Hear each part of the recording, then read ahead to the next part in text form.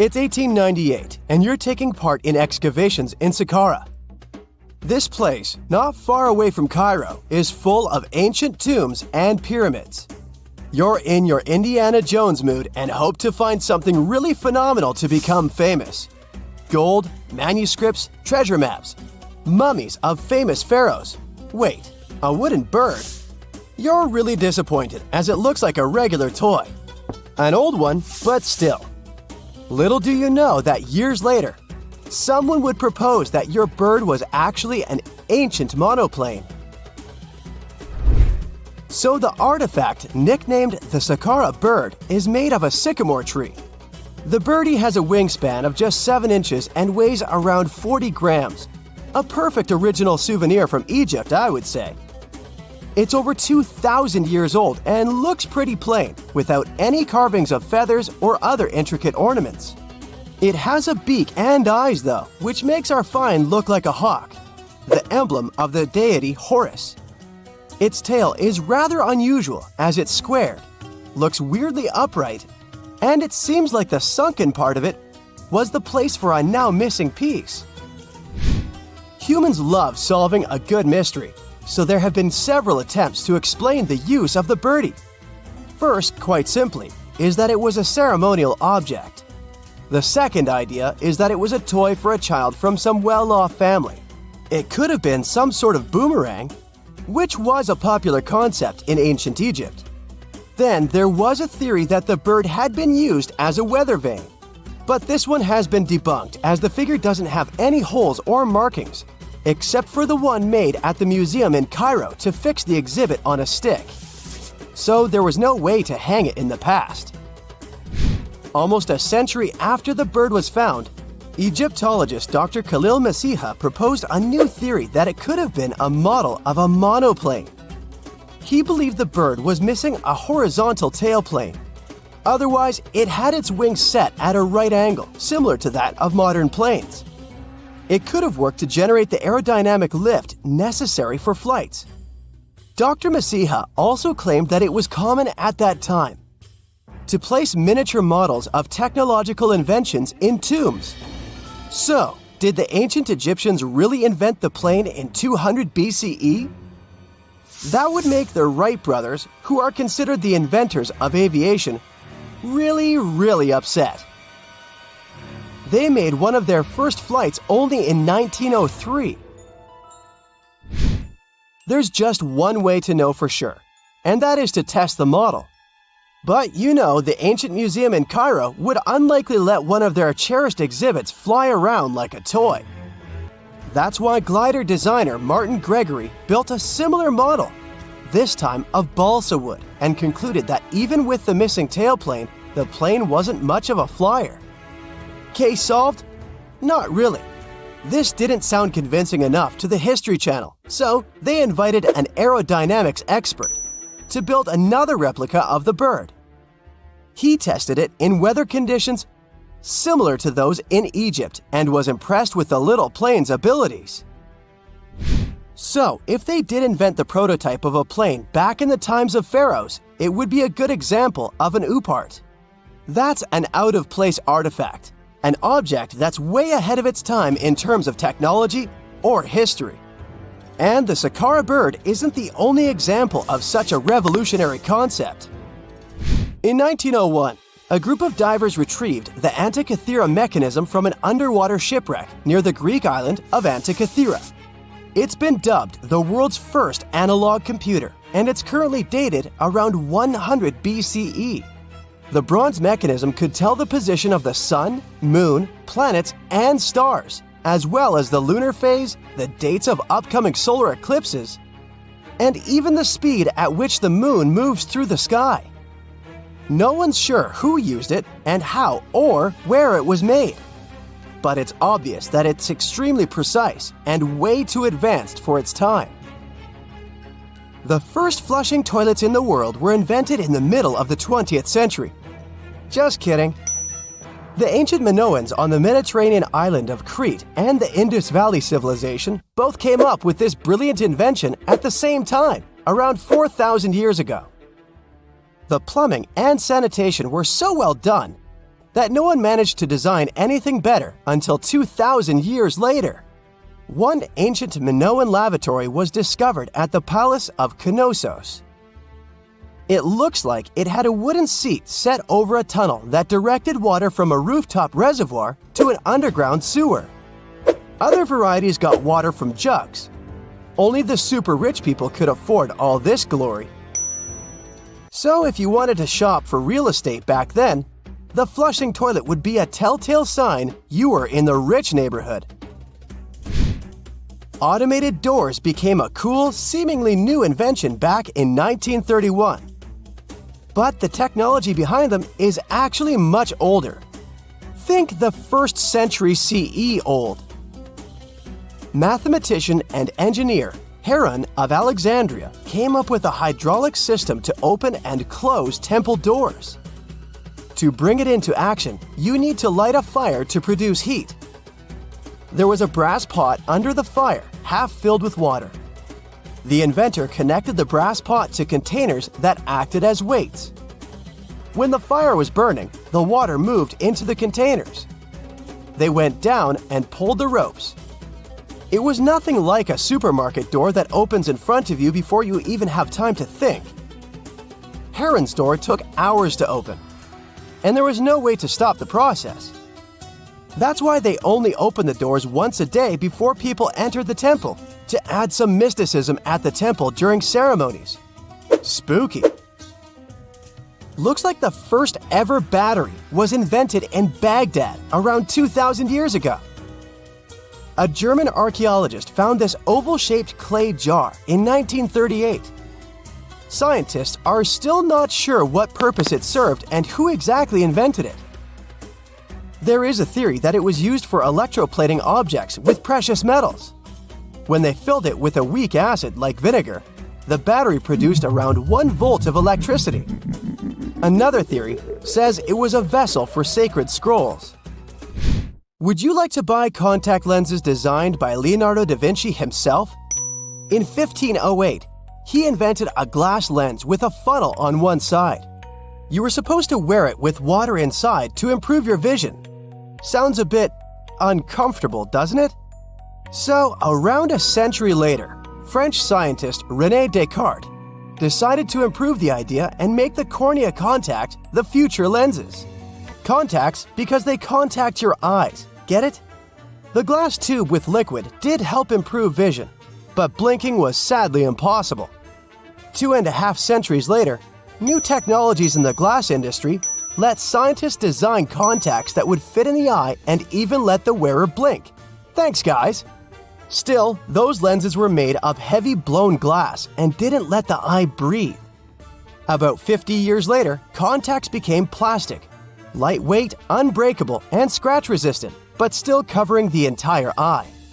And then, in 1948, an English optical technician accidentally sanded down a plastic lens and figured out they'd still be in place even if they covered only the cornea. Imagine you're living in 19th century London and need to send a message to New York. It would have taken about 10 days to get there by ship. So when delivery time went from days to hours in 1858, it was a true sensation. The first message was sent by Queen Victoria herself. It was all made possible thanks to the transatlantic telegraph cable, running under the ocean. Sadly, the new cool invention only lasted a few weeks. It took years to bring it back to life. Scientists have recently discovered Leonardo da Vinci's hidden passages under a medieval castle in Italy. They followed a newly found 15th century sketch by the creator of the Mona Lisa and found one of the unexplored architectural wonders from the age of the Renaissance. Construction of the Sforza Castle started back in 1358, but it was destroyed about a century later during a local crisis. Then, in 1450, Francesco Sforza, the Duke of Milan, decided to rebuild it on the old ruins. After he passed away, his son Ludovico took over and kept improving the castle. He brought in some of the best artists of the time, including Leonardo da Vinci, to decorate its walls. We can still see Leonardo's frescoes today in the Room of Wooden Boards. While he was working at the castle, Da Vinci also recorded some historical underground passages hidden beneath the outer wall. The drawing, dated between 1487 and 1490, was found at the Institut de France in Paris. The sketch is highly precise, and it proves that Leonardo was really interested in fortification design and was great at documenting existing structures. Historical records show that Ludovico ordered the building of an underground passageway that led straight to a basilica, where his wife was buried. Ludovico married Beatrice in 1491, and they had a happy but tragically short marriage, as Beatrice passed away while giving birth in 1497. The Duke locked himself away for weeks, grew a beard, and wore only black clothes while he was mourning his beloved wife. The secret tunnel may have stretched over a half a mile and would let Ludovico visit her grave in private. It could have served as an escape route if the castle was ever under siege. The existence of the tunnels remained one of the mysteries of the Renaissance for years, as no one knew for sure they were there. But now, scientists finally uncovered the secret history. They used a combination of ground-penetrating radar and laser scanning to build up an accurate 3D model of all the structures under the castle. They found the tunnels Da Vinci alluded to in his drawings, and it looks like they may have only been a small part of a whole system of historical underground passages. The goal is to create a complete digital twin of the castle that will not only show all the preserved constructions, but also the ancient ones that are no longer visible. They also plan to add augmented reality to the virtual paths to let visitors discover Leonardo da Vinci's hidden passages. Now, we don't know if the genius actually took part in constructing the hidden passages that scientists recently discovered, but we do know about some other Leonardo da Vinci inventions. He created the first satellite-like map in 1502, long before photography or satellites were even a concept. A famous figure in Italy, Cesare Borgia, invited Leonardo to a small town called Imola, near Bologna, to create a highly detailed map for him. Back then, maps were not very precise, as no one had figured out how to show exact distances on a smaller scale. Instead, people spent a lot of time decorating them with dragons, roses, fancy castles, mountain ranges, flowers, and other artistic details. These maps look more like beautiful paintings meant to be displayed, rather than practical tools for navigation. But Cesare Borgia wanted something truly functional, and Leonardo managed to create something revolutionary in the field of cartography. If you compare satellite images of Imola today with Leonardo's map, the similarities are striking. He captured every alley, curve of the streets, roadways, and even the exact sizes of the buildings. And he did it all by hand, using just a pencil, ruler, compass, and several of his own clever inventions. To gather all the necessary data, the genius walked through the streets for weeks using a large wheel that spun as he moved, recording the distance with a cable. Using the magnetic compass, he determined precise directions. He also developed a tool called the bussola, which measured angles inside a circle. With this, he could track the exact turns of each street and the size of the intersections. He figured out the distances between houses and major roads. Then, back at home, he used his notes and calculations to draw the map to scale with incredible precision. In his work, Da Vinci also used a technique developed by Florentine humanist Leon Battista Alberti. He created a mapping method where you could place an entire city inside a circle using polar coordinates. At the center of the city, 8 straight lines met, representing the main directions of a compass. Leonardo used this system to divide the town into 8 sections. He didn't overlook even the smallest buildings, which made his map one of the most advanced of its time. The Italian genius had a big dream to build a machine that could let people fly. He studied how birds, bats, and kites moved through the air and designed a special flying machine. He believed that if he could copy their movements, humans might be able to soar like them. Da Vinci's design looked a lot like a bat, with 2 large pointed wings that stretched over 33 feet wide. He planned to build the frame from lightweight pine wood and cover it with raw silk to make it strong but not too heavy. The person flying it would lie on their stomach on a wooden board in the center. To make the wings flap, the pilot had to pedal a crank with their feet, which was connected to a system of rods and pulleys. There was also a hand crank for extra power and even a headpiece to help steer. As the person moved their hands and feet, the wings would flap and twist, just like a bird's. But there was one big problem. Humans aren't strong enough to make the machine lift off the ground. Even though it might have worked once in the air, there was no way for a person to get it flying on their own. Leonardo probably realized this, but his amazing idea still inspired flying machines that came centuries later. Da Vinci was way ahead of his time with many of his inventions, but his idea for a humanoid robot was especially futuristic. He was working under the patronage of the Sforza family, the one that had those ancient tunnels of Italy built. The genius designed a mechanical knight that could move its arms, turn its neck, and even open and close its mouth. Da Vinci had good knowledge of anatomy and the mechanics of body movements that helped him. His unusual creation used an external system of cables. A hand crank set it in motion, and there was also an internal gear-driven mechanism. About 450 years later, Da Vinci's detailed sketches of the robotic knight were rediscovered in the 1950s. Several researchers tried to recreate the robot from those sketches. In 2002, a roboticist who developed systems for NASA and Lockheed Martin took inspiration from the old notes and built a functioning model of Da Vinci's robotic knight. Another design Leonardo created for Duke Sforza was a special kind of bridge that could be taken apart and carried easily. It was made for defense forces who needed to cross rivers or moats while traveling. This bridge would swing across the water and land on the other side.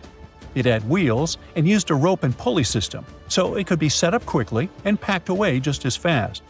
To keep it steady, it even had a special weight to help balance it. Leonardo wrote in his notes that the bridge was light yet strong, and he designed several bridges like this for the Duke. One of his other designs was a bridge that could be built very quickly, and the defense forces would move across multiple rivers. As scientists continue to study Leonardo da Vinci's hidden passages, they reveal new chapters in human history. Who knows what other unexplored architectural structures they will find? Stonehenge wasn't a witchy monument to travel through time. It was actually constructed as a hope to build a different future. Recent research just found out that the monument was probably raised as an attempt to reunite the Britons during a period of big division. The thread of this story lies on the altar stone, the monument's most iconic rock. For years, scientists believed that the stones used in Stonehenge, including the altar stone, came from the nearby Preseli Hills in Wales. In this scenario, Stonehenge would have been built by a local community, that is, Neolithic people who would have found easy-to-access materials to build a ceremonial mound, a sundial calendar, and a final resting place, all in one. Things changed when another discovery was made. In 2018, leading-edge research pointed that the altar stone actually came from the River Tay region in northeastern Scotland, which is located over 400 miles away from Stonehenge. Scientists found similar rocks as such in Scottish monuments. You see, the altar stone is a recumbent stone, laying on its side. Many of the rocks were found in ceremonial stone circles in Scotland, and they are unique to this region. When this discovery broke through, it got archaeologists thinking. Maybe Stonehenge wasn't just a local project, but a wider collaboration between different tribes and communities across Britain. To understand this, we need to rewind to around 3000 BCE. That's when Britain still wasn't a unified country per se. Rather, it was a patchwork of tribes such as those coming from southern or eastern Europe, each with their own customs and beliefs. As an island, Britain's population changed many times. Britain was mainly composed of farmers who descended from people from the Middle East and arrived on the land around 6,000 years ago. This group thrived in the area until 2500 BCE, when another group coming from the regions of the Netherlands and Germany started to appear. These ones, also known as the Beaker people, were responsible for the large population turnover that Britain experienced during the Neolithic period and the years that followed. The Beakers were called so because of a specific type of pottery they used to make and bury their loved ones with after their passing. It's possible that the original dwellers of the land didn't like it that their land was being repopulated. And what researchers suggest is that Stonehenge was this attempt to reunite the original Neolithic farmer population and regain some type of identity control over their land. They would have invested a lot of time and energy in bringing the altar stone all the way down from Scotland, without the help of wheel technology, for example.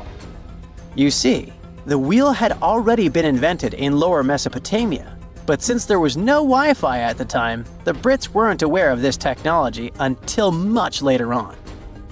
This whole territorial crisis could have driven locals to use their resources to move the altar stone to Salisbury Plain in England, in order to reunify the land. You see, Stonehenge wasn't built in one go. Its history dates to around 3000 BCE. That's when the monument was just a circular ditch and bank, known as a henge. Inside, they placed wooden posts and possibly totem-like carvings. This version of Stonehenge wasn't about rocks yet. It was more of a ritualistic place and possibly a final resting place. They found several cremation pits from this period, making it the oldest resting place in all of Britain. It was only around 2600 BCE that the blue stones came around. The naming might be a bit misleading since they're not literally blue rocks. They have a bluish tinge to them when they're freshly broken, hence the name. These smaller rocks probably came from the Preseli Hills in southwest Wales, which is about 150 miles away from Stonehenge. Some researchers say that the ancient ones believed that blue stones had healing qualities. So we can maybe guess why they went through all of the trouble to move them from Wales to Salisbury Plains, huh? A little bit later than that, circa 2500, that's when we start having the Stonehenge we know and love today.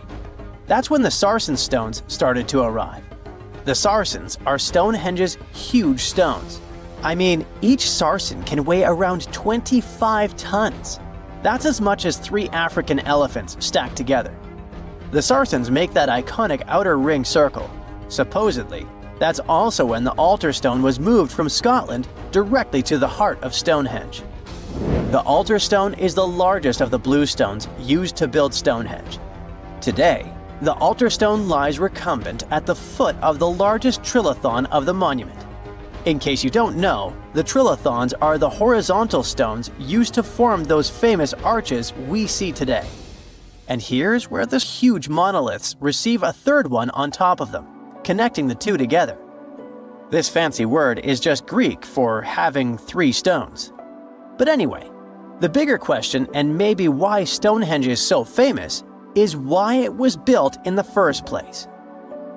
You see, Stonehenge's entire layout seems to have been carefully planned to align with the movements of the sun. The monument's architecture is particularly attuned to the solstices, the shortest and longest days of the year. During the summer solstice, the sun rises perfectly in line with the heel stone, casting light straight into the heart of the stone circle. A spectacular, almost magical sight that surely wowed its ancient audience. But it's the midwinter solstice that seems to hold a special connection to the altar stone. As the sun sets on that day, its light aligns with the altar stone at the center of Stonehenge. To the builders of Stonehenge, this alignment may have symbolized more than just celestial precision. It likely carried profound ancestral and spiritual significance. The altar stone, illuminated by the setting sun, could have been seen as a bridge between worlds, connecting the living with their ancestors, the earth with the cosmos, and the present with the eternal. In a world without calendars, clocks, or weather apps, the solstices were everything. They marked the rhythm of life, guiding agricultural cycles and spiritual rituals alike.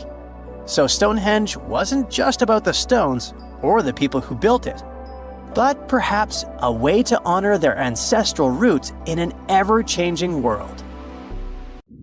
A Portuguese archaeologist just discovered a bunch of sunken ships filled with gold, including a Spanish galleon with 22 tons of gold and silver. This much gold today is worth about $2 billion. And this is the money from one ship alone. Archaeologist Alexandre Monteiro made this discovery almost by accident. He was studying some documents when he found some information about a ship that went missing in 1615, and he decided he wanted to find it. After many years, Alexandre found not just this specific ship, he actually discovered 8,620 shipwrecks in the waters of Portugal alone. Out of this number, 250 are gold-filled shipwrecks, a discovery that would make any Jack Sparrow shake in his boots. Most of these ships went down for boring reasons like the weather, but sometimes they were destroyed in battles, which may or may not have been super epic.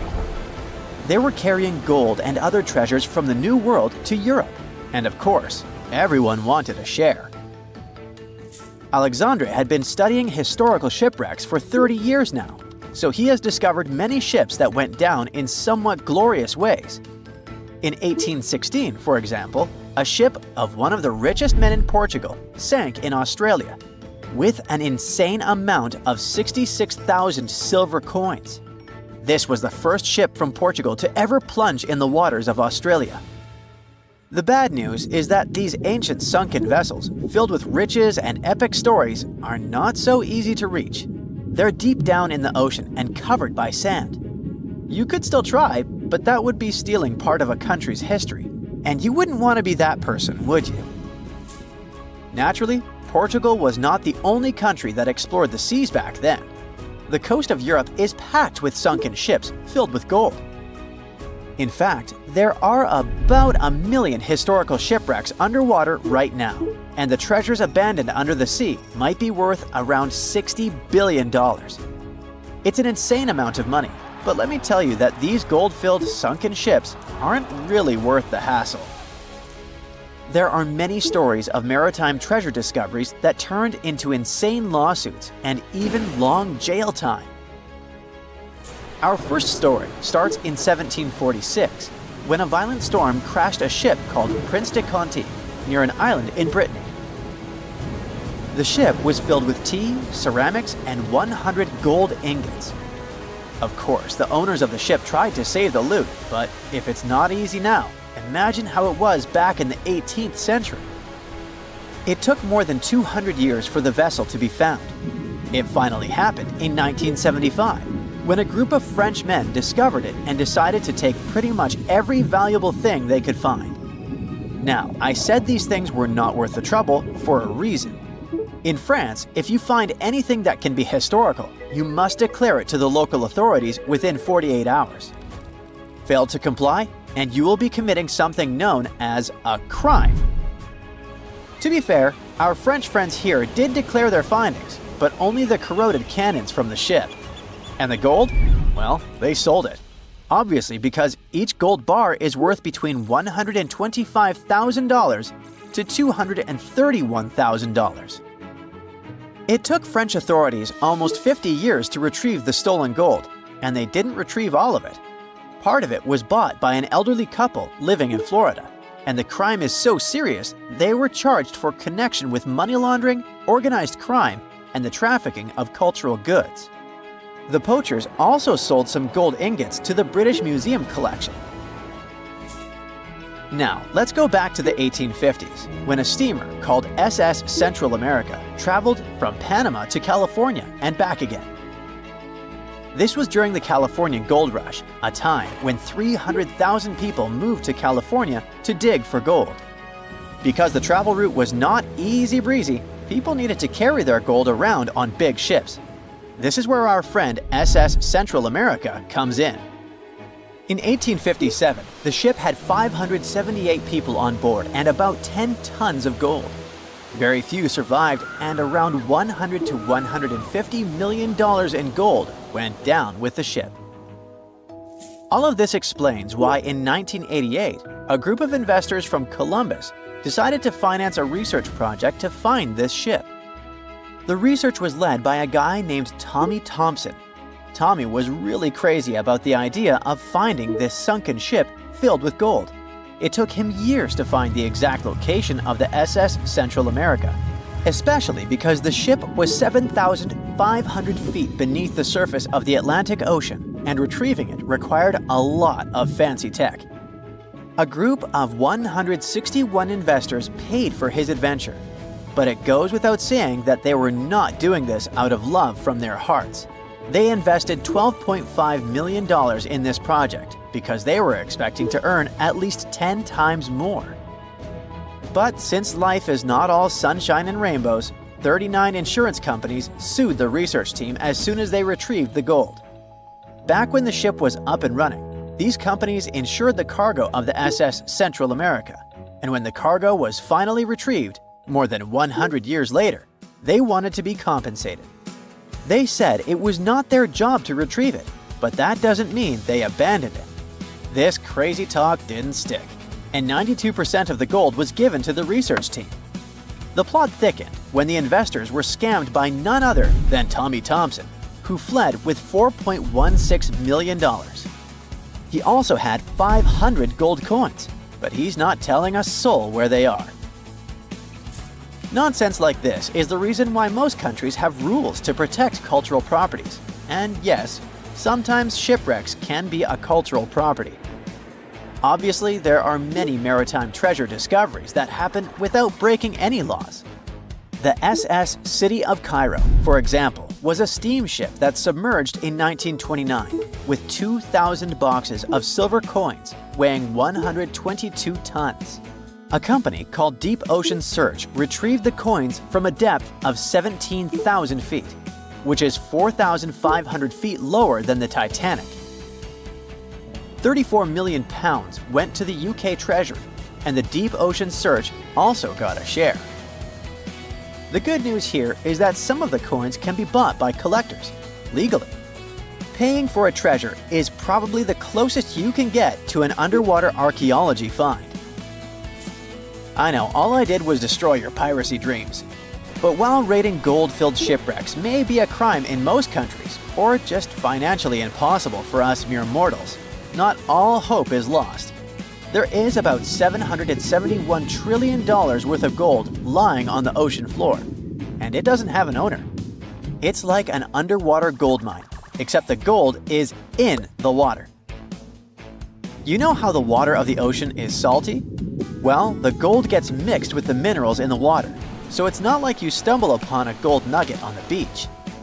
Each liter of ocean water has 13 billionths of a gram of gold, and it's very difficult to extract such tiny particles of gold from the water. But that doesn't mean people haven't tried, and of course, there's been a scam here too. In the 1890s, a guy claimed he had invented a thing that would suck gold from the seawater. When he got enough money, he fled the country with the cash. If you really want to get some gold, you could try to extract it from the Earth's core, which has 1.6 quadrillion tons of gold. There's 16 times more gold in the Earth's core than what humans have mined in the whole of history. No hoax involved here, because nobody has dared to go down there yet. With archaeologists discovering gold-filled sunken ships out and about, maybe we can make our own maritime treasure discoveries, or at least save enough money to buy some silver coins. Stonehenge took approximately 20 million man-hours to build. For comparison, an average human doesn't live much over 700,000 hours. This is Jack, one of the first builders of Stonehenge. Let's say Jack lived to be 80 years old, which is extremely improbable, but it makes it easier for me to crunch the numbers, thanks. If Jack had spent his entire life, from age 0 to age 80, working on the Stonehenge project, it would have required approximately 28.5 generations of people doing the same thing to complete it. That's next to impossible. To make it more plausible, let's multiply that by 2. After all, Jack wouldn't want to dedicate his entire life to moving stones, and he didn't live to be that old. Thus, we arrive at around 57 generations needed to build Stonehenge. That's not enough room on the screen for me to introduce John, Jack's great-great-great-great, you get the drift, grandson. So it all began around 5,000 years ago with just a simple circular earthen bank and ditch. Fast forward to around 26,000 BCE, and the builders replaced that initial structure with a complex arrangement of wooden posts and brought in around 80 dolerite bloom stones from Wales, which were rearranged at least 3 times. Then, a few hundred years later, they added those massive sarsen stones, each weighing around 25 tons. These enormous sandstone blocks were transported about 19 miles to create a continuous outer circle, with 5 trilithons, 2 upright stones topped with a lintel, forming a horseshoe shape inside. It was a millennium-long building process that demanded years of hard work. So, people must have lived nearby, right? But how would they have found shelter back then? Today, we have houses for builders on site, small accommodations that serve as temporary housing. But structures like this definitely didn't exist when Stonehenge was constructed, did they? Well, actually, they existed, and some recent archaeological digs near Stonehenge prove it. Archaeologists found this Stone Age eco-home, which is a huge deal since it's one of the earliest settlements in the area. This newly uncovered Mesolithic home dates back to around the year 4300 BCE. Let's take a closer look at this house, shall we? Now, for the walls, people back then used a large fallen tree, its trunk to be more precise. These wooden walls were reinforced with flint, and they even lined the pit left by the uprooted tree with cobblestones. To create the roof, they opted for animal hides, which sounds like a wise choice. They must have provided protection against the unpredictable weather of the British Isles. Now, you might be wondering, the weather in Britain is indeed unpredictable, and it has been that way since time immemorial. So, how did the builders manage throughout most of the year, particularly during the winter months? Well, the answer is simple. There was a hearth on site, which isn't surprising, but the system they employed was quite ingenious. A hearth inside the house would have posed too great a risk, yet bringing hot stones into the dwelling was perfectly safe. While they were hot, they couldn't ignite the building.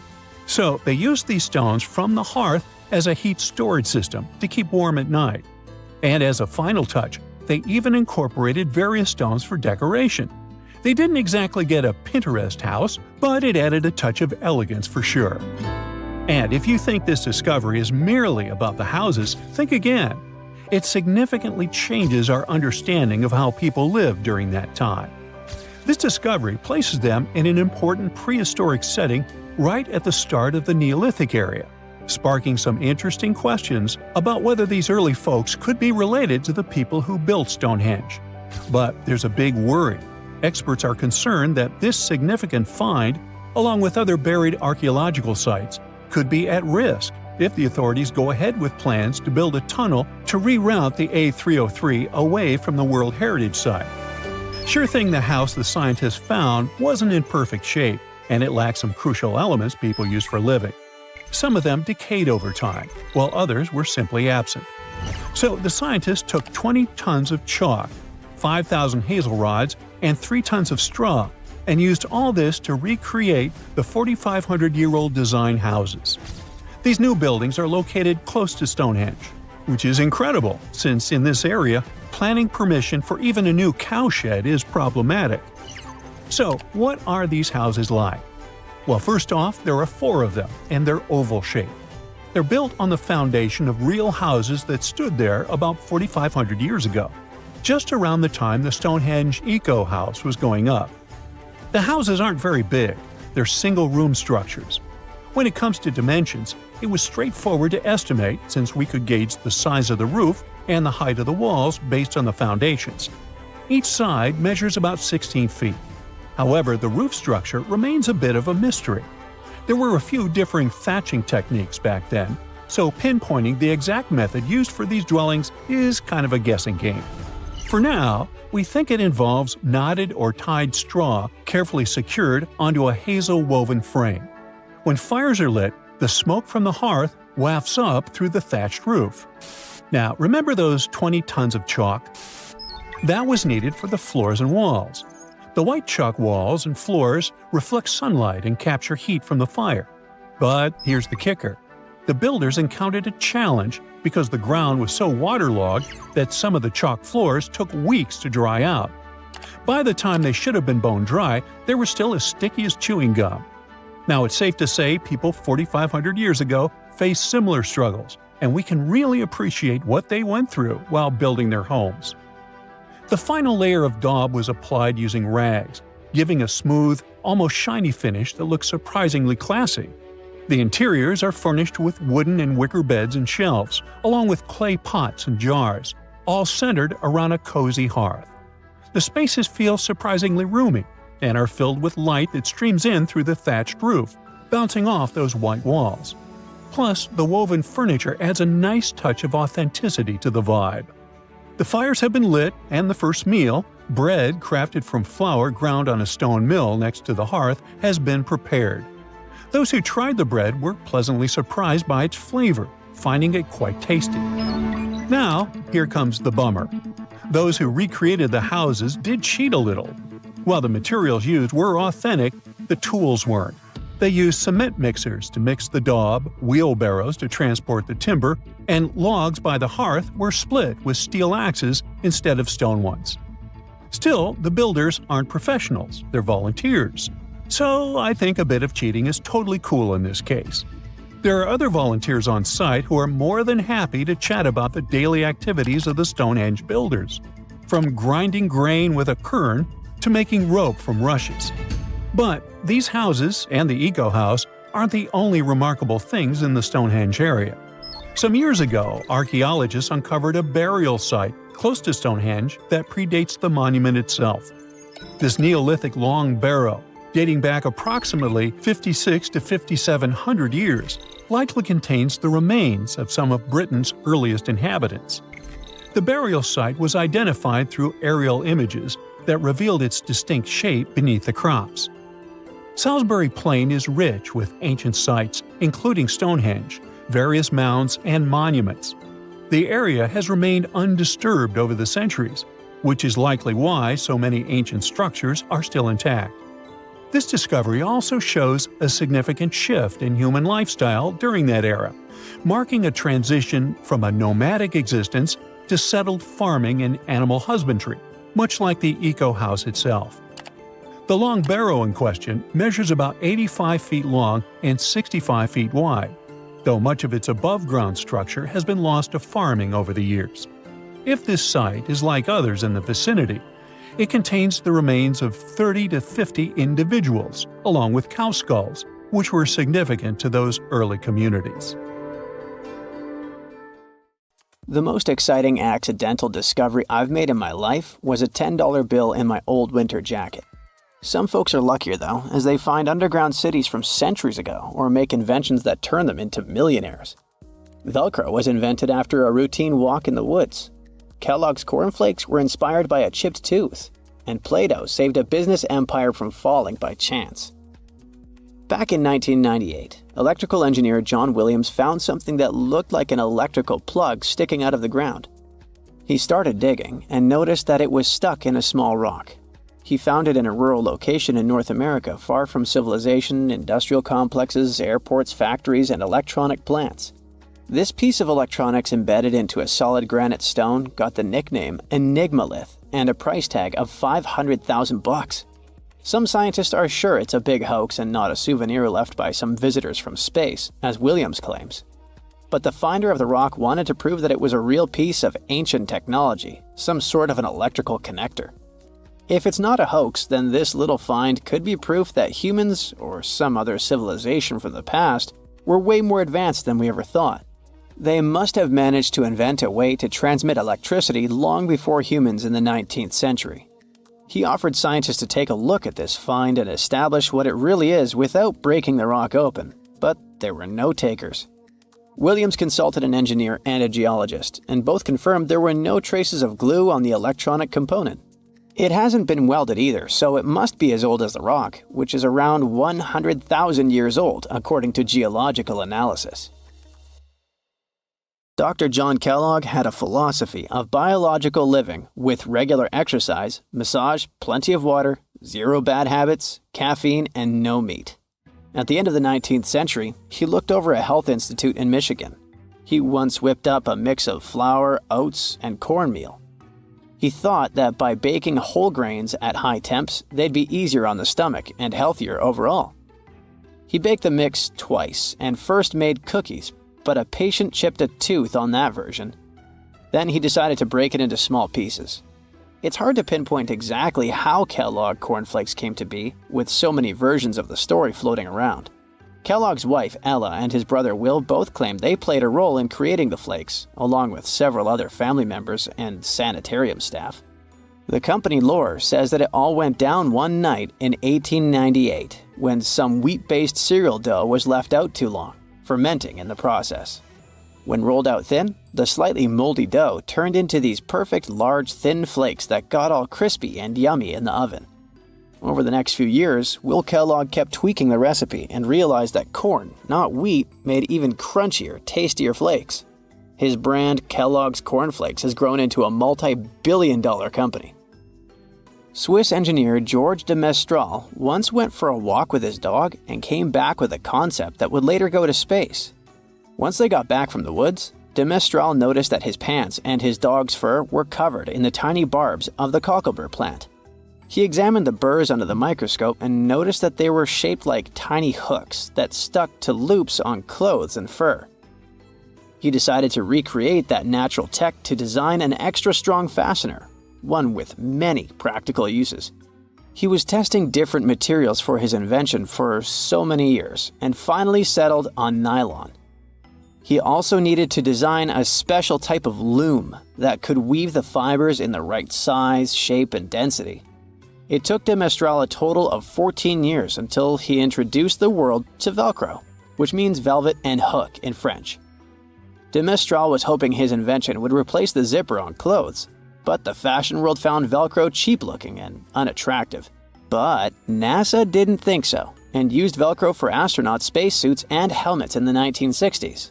Now, Velcro is used everywhere, from footwear to toys to airline seat cushions. Before the middle of the 20th century, most homes were heated with coal. It left soot throughout the house, which was especially visible on wallpapers. Kutal Products was the largest company that sold wallpaper cleaner, but in the 50s, more and more people switched to gas, oil, and electricity, and the sooty buildup problem was mostly solved. The owner of Kutal Products was trying to save his business. Meanwhile, his sister-in-law read that wallpaper cleaner could be used to make holiday decorations. She worked as a nursery school teacher, and modeling clay was pretty hard for her students to handle, so she decided to test this material for molding into different shapes, and it works out just fine. She told her relatives about the discovery and suggested a name for it: Play-Doh. The Kutal company was about to go bankrupt, so it was a great alternative for a new business. Soon enough, Macy's and Marshall Field got interested in the new toy and started selling it. Play-Doh was originally only in one color, white, but soon expanded to red, blue, and yellow. They also made several changes to the original recipe, but the mixture is still mostly the same as when it was used to clean wallpapers. An urban legend says that if you take all the Play-Doh compound ever made and put it through their Fun Factory playset, you'll get a snake that will wrap around the planet 300 times. A man in Turkey was renovating his home when he knocked down a wall in his basement with a sledgehammer. He found a tunnel behind the wall that led to an ancient underground city. The tunnel led to more tunnels and then halls and chambers. It turned out to be a whole underground complex with 18 stories and without a single inhabitant, abandoned a long time ago. It was the city of Derinkuyu, built thousands of years ago, a home for up to 20,000 people. Whoever built it had great skill, and it's rather easy to build tunnels out of the soft rock, but cave-ins are a big risk. None of the floors at Derinkuyu have ever collapsed. The city had a complex ventilation system with over 15,000 shafts. The upper levels had the best ventilation and were used for living and sleeping quarters. The lower levels were mainly used for storage, but they also had a dungeon. In between, there were room for domestic animals, a school, a convent, and small churches. John Martin, a forestry professor, was out exploring a forest in Wisconsin one night. He was shining a UV flashlight up into the canopy to spot lichens, fungi, plants, and frogs that glow under the UV light. Then, suddenly, he heard a flying squirrel chirping at a bird feeder, pointed the flashlight at it, and saw it light up pink. The professor told his colleagues about it, and they decided to investigate further. They checked out some flying squirrel skins at museums to see if this pink glow is a common thing among them. It turns out that almost all of the flying squirrel specimens they looked at had the same pink fluorescence. Non-flying squirrels didn't glow at all. Other animals with fluorescence, like puffins and chameleons, glow blue under UV light. The only other mammals with fluorescent fur are around 20 species of opossum. They live in different ecosystems and have different diets. The only thing they have in common with flying squirrels is that they're all active at night. And regular squirrels prefer sunlight. There's enough ultraviolet light in low light conditions, and nocturnal animals need UV vision. So the pink glow might have to do with nighttime perception and navigation, especially in cold and snowy conditions. Or it could be a way for male flying squirrels to attract prospective mates. It could be a sort of mimicry. Well, in ancient Egypt, people wore heavy, donut-sized bracelets, giant earrings, necklaces, and their neck collars were totally bedazzled with beads and stones. Now, did they fall over from being so top-heavy? It doesn't say. They also invented wigs. Probably some ancient Egyptians didn't feel like styling their hair every single morning. Hey, I can relate. Just shave your head, pop on a wig, get to work on time. Some of the wigs had jewels in them too. Most Egyptian clothes were made of linen. No big surprise, it's hot over there. Even though they would normally wear kind of plain clothes, their jewelry had to pop. Wealthy or not, a large necklace was a must. If you wanted to turn heads, it had to be gold, but cheaper metals were popular too. Look closer at those Egyptian paintings. See those weirdly shaped cones popping out of people's heads? This head cone was made of a mix of wax and oils, and it was for… wait, am I reading this right? It was supposed to melt thanks to your body heat and spread sweet-smelling oils everywhere. How lubricating. Cleopatra had her trademark eye makeup look, and Egyptians were probably the first to invent mascara. They'd mix honey, soot, water, and crocodile dung. Ooh. They'd apply this crazy mix right onto their lashes and eyebrows. It probably didn't smell all that great, but at least it was safer than those toxic lead eyeliners people used to use. All natural.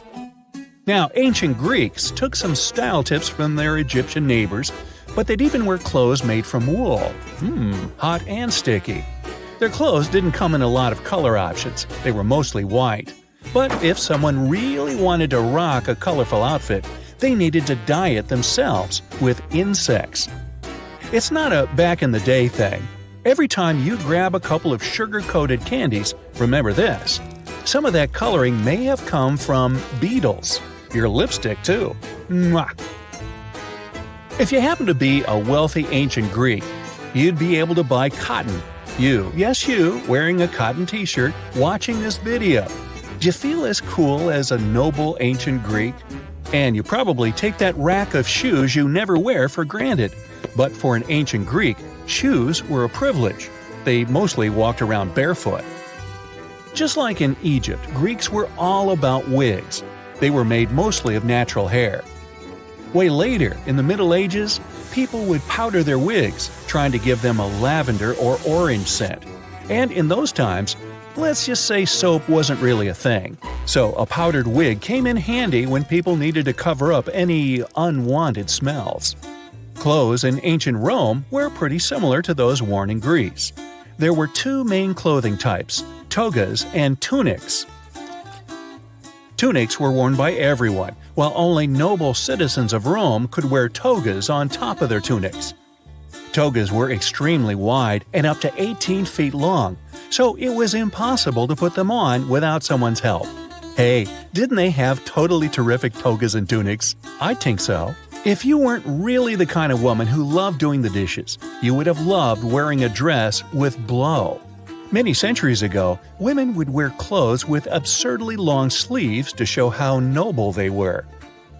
Imagine washing the floor with 5 inches of extra sleeve.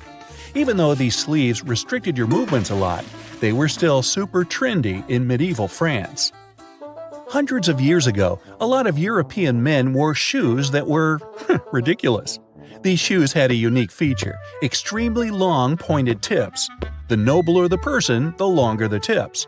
But once they got a bit too long, they started to sag. So people would stuff them with random things like moss and even horsehair. They looked like huge beaks. Back then, ladies had their trends too. For example, they would shave their eyebrows off. The forehead was the trending facial feature back then, and they wanted to stand out. England had some fashion trends that, Today, people shell out thousands of dollars to make their smiles perfect, white, and shiny. But back in Tudor England times, women would blacken their teeth on purpose to seem wealthy. Sugar was hard to come by, and only the wealthiest could afford it. It was widely believed that the wealthier you were, the more sugar you ate, and the blacker your teeth would get. Now, if you're already rocking some fake black teeth and you want to go full-out Tudor, try rocking this look. Back in the 16th century, men and women would stuff their sleeves with cotton, wool, sawdust. It was basically an old-timey fake muscle shirt, like the one you bought to go out under that Superman outfit you made last year but never wore to go out trick-or-treating. The more sleeve stuffing you had, the stronger you looked. Some men would stuff their calf area, even their bellies, just to look more muscular. Now add a ruffle around your neck supported by a metal corset to keep it all looking tight, and voila! You're a true Tudor. Now, if you were from Venice in the 16th century, you had to get yourself a chapine. These uncomfortable-looking shoes were created for walking through mud, but the real reason they got popular was 500-year-old Venetian Instagram. The shoes made you look taller, and the taller you were, the more important you were. Fashionistas of the day would have portraits of themselves painted wearing those shoes. Hey, gotta make your friends jealous. Now, macaroni isn't just cheese's best friend. It was also a way to dress that meant you had some serious class. If you want to try macaroni style, make sure you live in the middle 18th century, have an enormous exaggerated Empire State Building-sized wig with a teeny tiny hat and a feather on top. Wear bright stockings, preferably striped. Wear pants, the tighter the better. Ideally, they should be just like leggings, but remember there was no Lycra back then. Round it all off with a walking cane. Oops, almost forgot. Get ready to be mocked for the next few decades, or even centuries. Hey, if you're humming Yankee Doodle to yourself right about now, you get it. In the 19th century, things did not get even a little bit less crazy. Excessively large ruffled dresses were hot, and by hot I mean they used to catch on fire all the time. Tests revealed that that type of dress could burn to ash in under a minute. Ruthless. Socks were made with aniline, which, just like it sounds, can be pretty bad for you. They used mercury too. Hats were made of fur, and hat makers would use mercury to stick the fur together to make felt.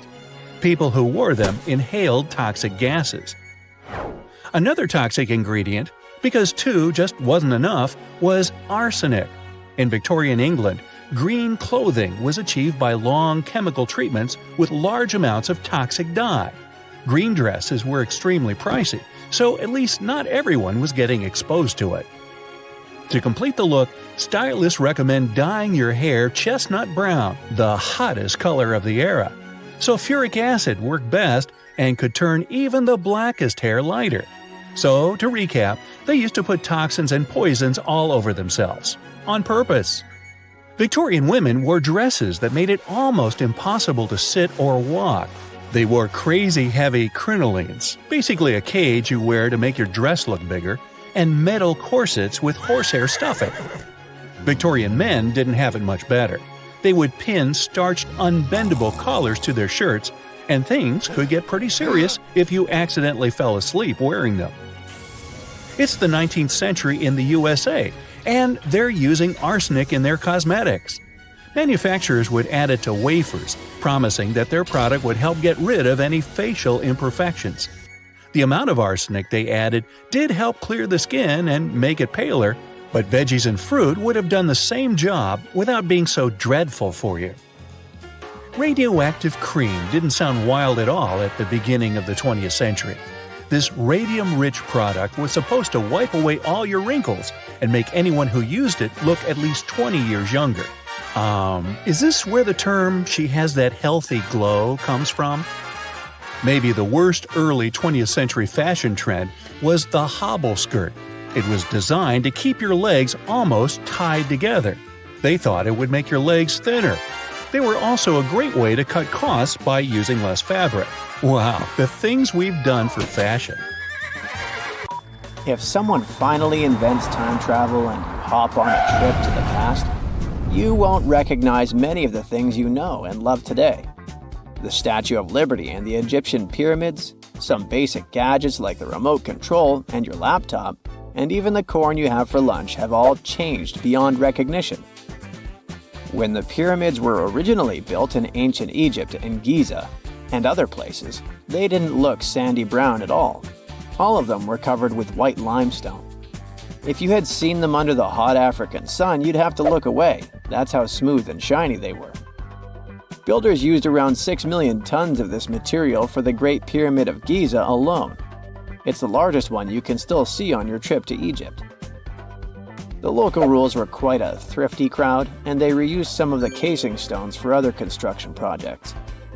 A massive earthquake in the 14th century has also loosened some of the stones, so you won't see a lot of limestone, but some of it is still there, on top of the Pyramid of Khafre in Giza.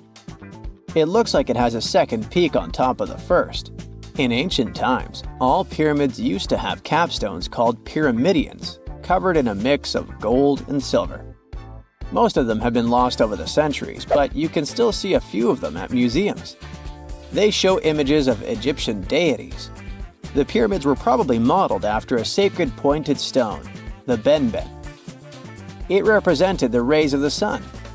Now, lifting heavy rocks wasn't so simple without the tech we have today.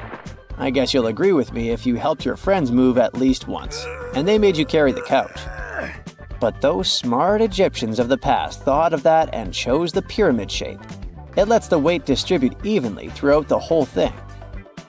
The Statue of Liberty has also had a major makeover since it was first unveiled in 1886. Believe it or not, it used to be a shiny brown color, just like a penny. 20 years later, it changed its color to green. It wasn't a fashion statement, but a chemical reaction. The statue is covered with hundreds of thin copper sheets. When copper reacts with air, it naturally forms a protective layer called verdigris. This layer protects what's under it from corrosion, and that's why statues and other things made of copper, brass, and bronze can last so long. When Lady Liberty first turned green, people in authority decided it would be a good idea to paint it all over. It was way before social media, so you couldn't just drop an angry comment under the post describing the idea. But they wrote about it in the local newspapers, and the public didn't love the idea. Then the Times interviewed a copper and bronze manufacturer, and he confirmed they shouldn't repaint it, because removing the protective layer would mean destroying the statue. Over the years, people have suggested painting Lady Liberty several times, but no one has ever done it. I don't know about you, but I can't imagine that lady in any other color, so I guess it's for the better. You love bananas as much as I do? Next time you enjoy a juicy soft one, remember you gotta thank selective breeding for that texture. The original wild bananas had many large, hard seeds and not so much delicious pulp. And hey, who doesn't like a sugary watermelon? It has a history of over 5,000 years, and it used to have bitter yellowish white flesh and was really tricky to open. Selective breeding saved the day again, and watermelons got way sweeter. Japanese scientists went further and invented the seedless version. Corn's grandmother is a Mexican grass called teosinte. The kernels in this grass were small and hard to get. Farmers from many thousands of years ago saved the seeds only of those plants that were larger or tastier, or with kernels that were easier to grind. Thanks, my friends, for giving us the corn that's edible and even delicious. And just imagine, wild avocados were so small that they could easily fit in the palm of your hand. The pit in them was so large you wouldn't find much edible material inside. They also had a much harder shell than the ones we're used to. You probably wouldn't get a lot of work done without your beloved computer today, but I can't tell you exactly whom to thank for this invention. The ABC from 1942 is one of the contendants for the title of the first computer. It's short for the Atanasoff Berry computer, named after its inventors at Iowa State University. The ABC weighed over 700 pounds. Yep, yours must be way lighter than that. That big boy consisted of around 300 vacuum tubes and had a rotating drum, a little bigger than a paint can, and had small capacitors on it. A capacitor is a gadget that can store an electric charge, like a battery. The ABC could solve problems with up to 29 different variables to help scientists save some time. Like modern computers, it used binary digits, ones and zeros, to represent all numbers and data. Because of that, it was possible to do the calculations electronically. And now, my favorite part, the ABC finished one operation about every 15 seconds. Just for you to compare, it's millions of operations per second now. Unlike the tech we use today, the ABC did not have a changeable stored program, so the program could only do a single task at a time. An operator had to write down the intermediate answer and then dial that back into the computer. Sounds like another reason to be happy we live in the 21st century. That remote control you use for all sorts of appliances has gone a long way too. Nikola Tesla, who gave us alternating current, designed one of the first wireless remote controls back in 1898. He named his invention teleautomation and demonstrated it on a miniature boat controlled by radio waves. The boat had a little metal antenna attached to it. Tesla sent signals to the boat using a box with a lever and a telegraph key, which was his version of a remote control. Those signals set electrical contacts on the boat into motion and moved the rudder and the propeller, and Tesla was controlling the boat. The concept of the remote control soon spread to other gadgets. The first television remote control followed in 1950. It was designed by the Zenith Radio Corporation called LazyBone. Don't take it personally, please. This LazyBone had a massive cable that was attached to the TV set, and those who tried it didn't fall in love with the invention because they tripped over that cord. I feel your pain, my friends. If you live or work on one of the top floors, you gotta love this one.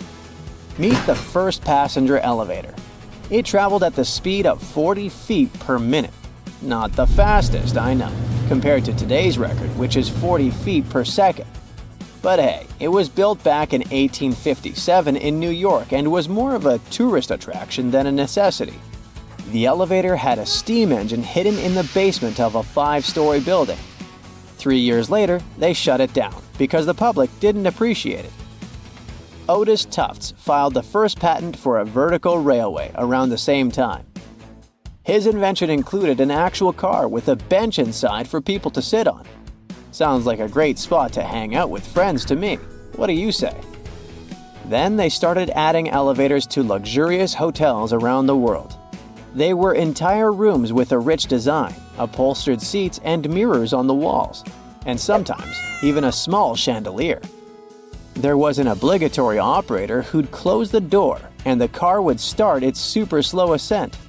It was still more about style than about speed, so I guess I'd choose the stairs. For more than 3,000 years, the gold mask of Pharaoh Tutankhamun stayed hidden in the Valley of the Kings. This artifact, which stands about 21 inches tall, shows how skilled and artistic the ancient Egyptians were. But nobody expected that X-rays would reveal its biggest secret. King Tut was the last ruler of his family during the 18th dynasty. He took the throne at just 9 years old, but ruled for only 10 years before he passed away unexpectedly. If we're being honest, back in ancient Egypt, he was mostly forgotten by the rulers who came after him. His tomb wasn't a big deal for them, so much so that even the grave robbers forgot about him. It might sound a bit sad, but the truth is that it was actually great news for us. Since his tomb was practically forgotten, it ended up being perfectly preserved. While the other tombs in the Valley of the Kings were looted, His remained sealed and untouched. So when it was discovered back in 1922, it had over 5,000 precious objects inside.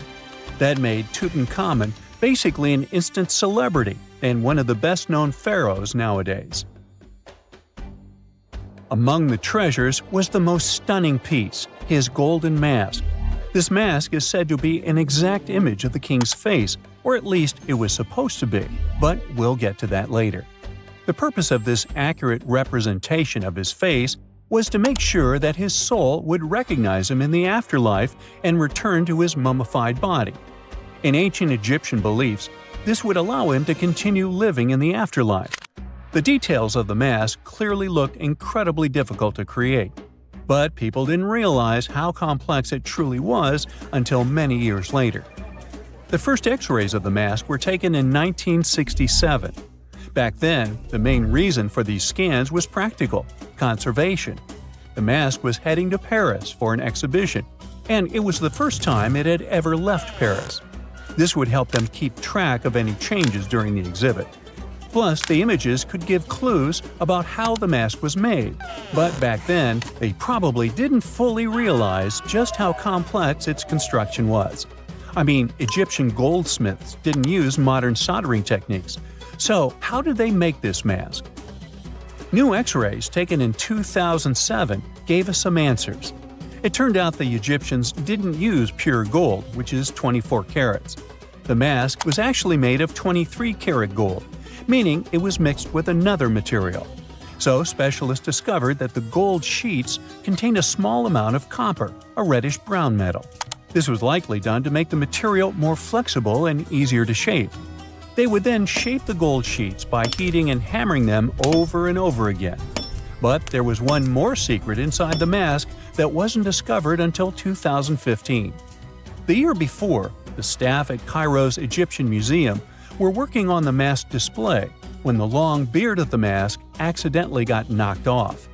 Another theory is that the beard had become loose over time and just fell off. Either way, the fact that King Tut's beard came off caused a lot of stress. After all, we're talking about one of Cairo's biggest tourist attractions, so the experts had to fix the problem quickly. The restoration process started with a detailed recording of the mask's condition. To do this, they had to take a full three-dimensional scan of the artifact, and, by accident, they found something very interesting in the mask. Inside the royal beard, there is a gold tube, an intriguing structure that the Egyptians likely used to attach the beard to the rest of the mask. And that proved, once again, that the process of making this mask was even more complex than experts thought. But the mysteries don't stop there. Remember how we mentioned that the mask was thought to perfectly represent King Tutankhamun's face? Well, that might not be entirely true. Some popular theories suggest the mask was never meant for him and was actually made for someone else. A study published in 2015 suggested the mask was originally made for a female pharaoh, his supposed stepmother, the famous and beautiful Egyptian queen Nefertiti. The biggest clue comes from an inscription on the mask. At first glance, it seemed to belong to Tutankhamun, but after a close examination, researchers noted that something else was actually written underneath King Tut's name. The royal name stamp seems to have been altered, and originally it had something written on it that translates to Queen Nefertiti. There is another feature of King Tut's golden mask that was overlooked for years, which adds even more mystery. As we mentioned earlier, experts believe he wasn't respected much by the pharaohs who came after him. And one of the clues that made archaeologists think this is the pierced ears on the mask. Some researchers believe that King Tutankhamun wouldn't have worn earrings after he was a kid. So, according to their theory, by the time he passed away at 18, he shouldn't have been represented with pierced ears. This could also support the idea that the mask originally belonged to Nefertiti, or maybe to someone who wasn't even connected to King Tut. But the mask isn't the only source of mystery. In fact, his whole tomb is full of puzzles. Recently, historians found a sign that the place where King Tut was supposed to be buried was changed at the last minute. For years, experts wonder why a pharaoh who ruled for 9 years ended up in such a simple tomb. When compared to the grandeur of other pharaohs' tombs, his tomb seemed, well, a bit plain. The idea that a king like Tutankhamun would have such an unremarkable resting place just doesn't match up with the power and importance he must have had in ancient Egypt. So, what happened? Well, apparently, this might have something to do with his successor, Pharaoh I. After King Tutankhamun passed away, researchers believe that I made sure to erase him from Egypt's history. So, one theory suggests that he was probably behind the quick decision to place King Tut's body in a smaller, less impressive tomb. When experts looked at I's own tomb, they found something interesting. There is a large wall covered in painted baboons. This is the same type of artwork found in Tutankhamun's tomb. It seems like the same person might have chosen the artwork for both tombs. Now, the design and decoration of the two tombs are almost identical, suggesting there was a shared hand behind both. But there is one key difference. I's tomb is fit for a king. It's much bigger and more impressive, even though the style and artwork are similar to what you see in Tutankhamun's tomb. So the theory suggests that I decided what went into both tombs. Since Tut passed away unexpectedly at a young age, his grand tomb wasn't finished in time. Normally, pharaohs start building their tombs while they're still alive to make sure everything is perfect. But Tut passed away when he was just 18, so there wasn't enough time. I may have taken advantage of the situation, ordering a smaller tomb for Tut and keeping a larger one for himself. Experts believe this theory explains why Tutankhamun's tomb is so simple and how I managed to wipe his memory from history so easily. But in the end, the story of King Tut's mask and tomb is full of mystery and intrigue. Each new discovery sheds more light on what really happened all those years ago. But one thing is for sure, the secrets of ancient Egypt still have much to reveal, and King Tutankhamun will continue to fascinate people for years to come. Now, let's assume that another species, whether humanoid or dolphin-like, could have existed millions of years ago. How do we find their traces? There was a Doctor Who episode about a non-human industrial civilization on Earth that existed long before us. These reptiles, called Silurians, were forced deep underground by a catastrophic rise of temperatures on Earth, and there they thrived for centuries. That inspired scientists to create the so-called Silurian hypothesis. If there was an advanced civilization before us, we should find their traces somewhere. Well, let's try. Climatologist Gavin Schmidt and astrophysicist Adam Frank decided to dive into this themselves. Like us, any technologically advanced civilization would be hungry for energy, so they looked for global effects that would leave a widespread mark. For example, hints of large-scale industrial processes, like plants and factories, and their leftovers. Then comes the question of how long these civilizations would last. If they existed for a long time, we should look for long-lasting signs, like residues from burning fossil fuels, mass extinctions, synthetic chemicals not found in nature, and even traces of nuclear fission. Basically, we should search for the same kinds of things that humans are currently leaving behind as evidence of our activities. Unfortunately, this evidence isn't that easy to find. Let's imagine an unsettling scenario if humanity suddenly disappeared. Even though it seems like we've left a lot of changes on our planet, the future civilization millions of years from now would struggle to find any remnants of our existence. Why? Well, our planet has existed for 4.5 billion years. Complex life on Earth has existed for more than 400 million years. Compared to that, our industrial period only lasted around 300 years, and we haven't left any significant traces. Our record of Earth's history is full of gaps, especially the further back you look. The fossil record captures only some things, being very selective and incomplete. On average, one fossil emerges every 10,000 years, and dinosaur footprints are even rarer.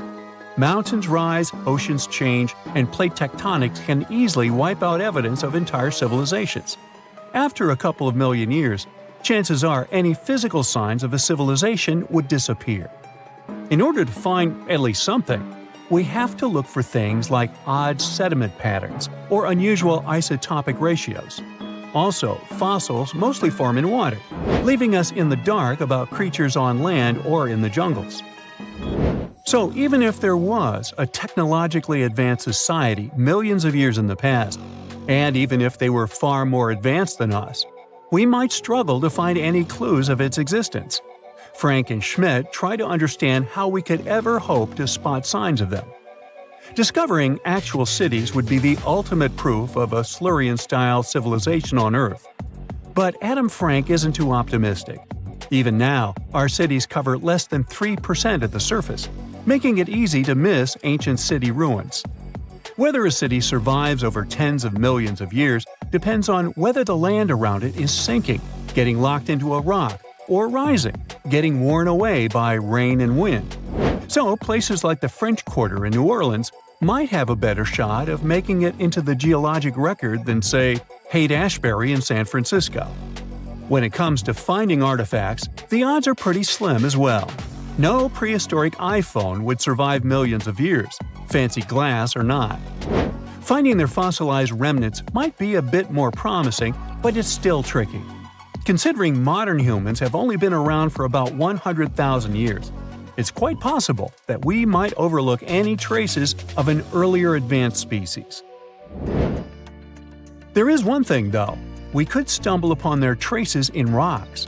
Our current chaotic era might leave a distinct mark on the Earth's geological history, especially since we're basically experiencing PTM 2.0. I'll get to that in a moment. So they try to look at the changes in the carbon cycle. Humans have been releasing a lot of fossil carbon since the 18th century. This leaves a special mark in the carbon isotope ratio, like a signature that shows the difference between carbon in living things, such as seashells, and carbon in lifeless volcanic rock. Scientists also look for signs in the way sediments are arranged. Large coastal deltas might mean that there were bigger rivers made by folks in this hypothetical civilization. Traces of nitrogen could suggest big-scale farming, where they used a lot of fertilizer. Spikes in metal levels in the sediment could mean runoff from heavy industries. Of course, a single find like that wouldn't tell us anything.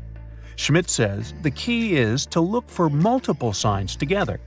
Without clear artifacts, the uniqueness of an event might show in various clues rather than a set of changes linked to a single cause. On a quest for Silurian-style clues, scientists even decided to check the Moon. Some astronomers find it surprising that no one has looked into this before. They even joked about the possibility of dinosaurs building rockets and leaving traces on the Moon or other celestial bodies. These astronomers think that Earth-like planets tend to erase signs of civilizations on their surfaces. So they're exploring the wild notion that these beings might have been space travelers. In that case, remnants of their technology, known as technosignatures, could be lurking not only on our Moon, but also on asteroids, or even buried on Mars. There they might endure for millions or even billions of years.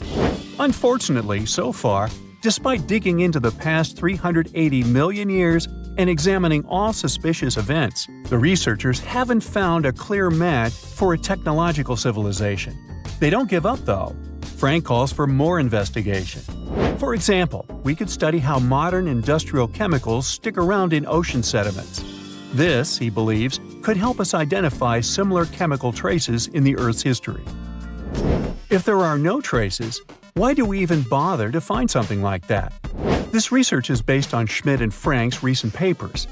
They were delving into the Anthropocene. It's the proposed epoch, dominated by human activities on Earth. It's full of these things called hyperthermals. They're prehistoric events when temperatures on Earth sharply increased over a relatively short time. They're like extreme heat waves from the past. A great example of this is the Paleocene-Eocene thermal maximum, or PETM for short. It happened around 55.5 million years ago and saw a rapid rise in global temperatures. Over 200,000 years, the average temperature on Earth jumped from about 9 to 14 degrees Fahrenheit.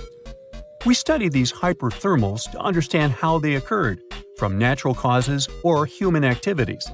So, these hyperthermals sparked the genesis of Frank and Schmidt's research. To study them, scientists started examining chemical signals and tracers left in rocks. When doing that, Schmidt and Frank uncovered some eerie parallels between all the climate issues we have today and past periods of rapid temperature shifts. There's a close similarity between the pedum and other hyperthermal events. So all this work isn't just about solving a historical mystery. Understanding our impact on the environment can guide us to finding better ways to live in harmony with the planet and avoid becoming a forgotten species in the future. Our Milky Way is filled with lots of planets that could be just right for life, but we don't know if there are other civilizations out there. Earth is the only place we know of with living beings. About 200 years ago, people wondered if there might be civilizations on Mars. Back then, it was a real question, but once we got pictures from space probes, we decided there wasn't any evidence for it, and that idea got stuck in our minds. Now, it's not even considered a valid topic for serious science. It's seen as kind of silly. But no one has set clear limits on what could have happened on our own planet a really long time ago. So, even if there is no proof, we shouldn't throw away the possibility. Don't forget, it took humanity a while to recognize dinosaurs. Maybe Silurians are just patiently waiting for their time. In February 1961, 3 adventurous rock lovers were searching for geodes near Olancha, California. They took one of their findings home and studied it because it looked pretty unusual. They managed to cut through the matrix and discovered something unexpected inside. Instead of the usual mineral formations, it had a cylindrical object resembling porcelain inside. There was a metal shaft at its center, and around it, a hexagonal sheath made of copper and some unidentified substance. Its discoverers were hoping they had found an example of some unknown technology from 500,000 years ago. It could be proof that there was a hyper-advanced ancient civilization like Atlantis, or that time travel was real. Maybe someone came all the way from the future and accidentally dropped the item. Or maybe some intelligent extraterrestrial beings brought it when visiting Earth. If any of these theories were true, it would mean that scientists have to completely rewrite all human history as we know it. But not everyone shared the excitement, and truth seekers and alternative archaeology circles were trying to solve the mystery of the so-called Koso artifact until the late 90s with theories and debates. Then a group of skeptics took images and x-rays of the discovery and showed them to spark plug collectors. They have identified the artifact as a spark plug with corroded metal components from the 1920s and not ancient technology at all. Almost 20 years later, one of the co-discoverers of the artifact agreed to take it for inspection at the University of Washington. They officially confirmed it was a 1920s-era champion spark plug. And the stone matrix containing the artifact wasn't a geode, but a concretion. Those can form because of natural processes over decades or years, but not millennia. The Koso artifact is a good example of an out-of-place artifact, which is a thing in pseudo-archaeology. It's something found in a place or time where it shouldn't logically be. These artifacts seem too advanced for the time period they're found in. They could also mean human activity existed when humans weren't supposed to be around. The Baghdad Battery is another example of such an artifact. It was found in the 1930s by a German archaeologist and consists of a clay jar, a copper cylinder, and an iron rod going through the jar's stopper. Its top, which was broken off, probably had been sealed with asphalt. Its discoverer noticed that it had 2 different metals and possibly an electrolyte, which are key components of a battery. There are no ancient writings to support this theory. But when scientists ran tests and filled it with an ionic solution like vinegar or wine, it showed that it could conduct electricity. If it really was a battery from 2,000 years ago, it might have been used in ancient medical practices, or even embedded in statues to make it look like they were buzzing to impress people. Kionich, who found it, believed it was used for electroplating, a process for coating metals. Even if it was used as a battery, the Baghdad artifact could only produce a small amount of energy, around 1 volt of electricity. So, some people believe it was used as a storage container for sacred scrolls. Back in the 1930s, a couple stumbled upon something strange while walking along Red Creek in London, Texas. It was a piece of wood sticking out of what looked like an ancient rock formation. Around a decade later, their son, who was really curious to find out its secret, decided to crack open the rock and found a surprisingly modern hammer inside. This discovery caught the attention of Carl Baugh, a young Earth creationist who claimed the rock surrounding the hammer dated back to the Cretaceous period. He saw it as evidence against evolutionary theory. After some investigation, scientists proved that the rock was not as ancient as it seemed. Geological processes have just encased the modern hammer over time, so it wasn't evidence of humans coexisting with dinosaurs like the Flintstones, as some hoped. It was just a case of a miner dropping his hammer centuries ago and nature doing its thing. A Chinese archaeologist supposedly stumbled upon some caves that seemed to serve as a burial ground for small beings with big, oval heads. Alongside these remains, there was rock art depicting figures with round helmets, the sun, the moon, the earth, and stars connected by groups of pea-sized dots. They also found over 700 mysterious stone discs etched with spiral grooves. Things got even weirder when these discs were sent to a Chinese professor who claimed the grooves were actually written characters. According to his translation, the discs told the tale of Dropa visitors from another planet who had crashed their spaceship on Earth about 12,000 years ago and had tried to live among us until they were hunted down by locals. But there's no concrete evidence that any of this actually happened. The story was first published back in the 1960s in a couple of articles, but it all seemed a bit fishy. None of the people involved, the archaeologist, the professor, or even the university they supposedly worked at, seemed to have left any trace in the records. And while there is a group in Tibet called the Dropka, they're fully human, not extraterrestrial visitors, and there's no solid proof that the Dropa stones exist at all. In a remote part of China, there are some bizarre pipe-like formations known as the Baghdad pipes. A local explorer found them back in 1996, protruding from Mount Baghdad and along the shores of Tosan Lake nearby. Some people thought they were the work of ancient guests from other planets. When samples of the pipe material were tested, they contained mostly common minerals, but there was a mysterious 8% of unknown stuff. Special testing revealed that these pipes had been there before humans. Chinese geologists later visited the site and suggested that these pipes were formed naturally over time. It could be sediment piling up in the fissures in the earth, or even fossilized tree roots from the area's lush past, but it's not certain. There's a mysterious terracotta head in Mexico with a hard-to-pronounce name, discovered back in the 1930s during a burial excavation. This head looked a lot like fancy Roman statues, so it wasn't clear what it was doing in Mexico. For some reason, the discoverer kept it secret for several decades. The head was found in a pyramid with 3 floors about 40 miles from Mexico City, alongside gold, copper, and pottery. Some argue that if this head really is many centuries old, it could mean the Romans or some other civilization had made it to Mesoamerica before Columbus did. There are also drift voyage theories mentioning a shipwreck after which some artifacts and survivors made it ashore. Some suggest that this figurine head was a little souvenir brought over by the Vikings. But there's no solid archaeological proof of the Vikings meeting the folks in Mesoamerica. There are some artifacts floating around, but none of them have been stamped as undeniable evidence of pre-Columbian contact, so the mystery of how this head ended up where it did remains unsolved. While digging a trench along a river in Romania, workers found a wedge, which is now famous as the aluminum wedge of Ajud, or the object of Ajud. Right next to it, there were some mastodon bones. Those distant relatives of elephants lived 11,000 years ago, so the wedge is probably of the same age. The cool part is that it's made of aluminum, a metal not even discovered until the 1800s. This material requires serious heat to produce. The wedge is also covered in a thick layer of oxide that's been sitting there for hundreds of years. Some folks believe this wedge must have crash-landed here on a spacecraft from some other planet.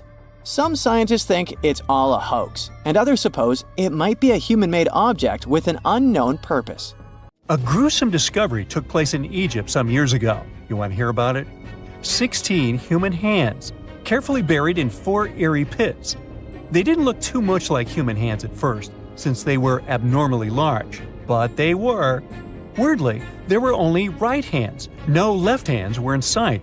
It turned out that it points to the practice of an ancient dark ritual. Old Egyptian art and tales talked of a ceremony where warriors would present the right hand of their adversaries as proof of victory and ask for gold in return. Egyptians believed in the afterlife, so cutting off someone's hand meant you cut off their power eternally. Guaranteeing this type of defeat was interesting to the winning party. Here, the fight was between Egyptians versus Hyksos, who lived in what was once known as Canaan. Egypt has always been the center of some history-changing findings, and some time ago, this papyrus was found. If we stretched it open, it would be just a tad bigger than the height of a skyscraper. The world's tiniest skyscraper, which is located in Wichita Falls, Texas. When humans didn't write on their notes app, they wrote on this thing, made from the medulla of a papyrus plant. Around 2,000 years ago, ancient Egyptians wrote something reminiscent of a book where they describe most of their funerary traditions and their visions of the afterlife. It's considered one of the most important texts from ancient Egypt and is still sold in bookstores to this day. This ancient manuscript was unearthed from a chamber located just south of the Pyramid of Djoser, located in Saqqara. Oh yes, Djoser is the oldest pyramid in Egypt and not the Giza pyramids like most people think. So recently, the site of Saqqara buzzed with excited archaeologists who probably found one of Egypt's oldest complete mummies. They believe that this beautiful and well-preserved mummy was that of a wealthy man. He was discovered in a deep shaft, covered in layers of gold leaves. There are many symbols that show he was an important and wealthy man, like the band he wore on his head, the bracelet on his chest, and the fact that he was embalmed with a tunic, which was reserved for Egypt's finest. The most exciting part of the entire discovery was finding the resting place sealed with mortar, just as the ancient Egyptians had left it 4,300 years ago. Now this may sound weird, but back in 2008, archaeologists discovered a missing pyramid. Now it went missing because it deteriorated over the span of 4,000 years. Today, you can only see its base. It was a pretty important site back in ancient times. It is said that around the area of the pyramid, the ancients hosted a special type of ceremony where high priests would carry mummified remains of sacred bulls. Now here's a fun fact. Ancient Egyptians believed that Apis bulls were earthly incarnations of the city deity of Memphis and was connected to rites of fertility. It wasn't just any Apis bull though.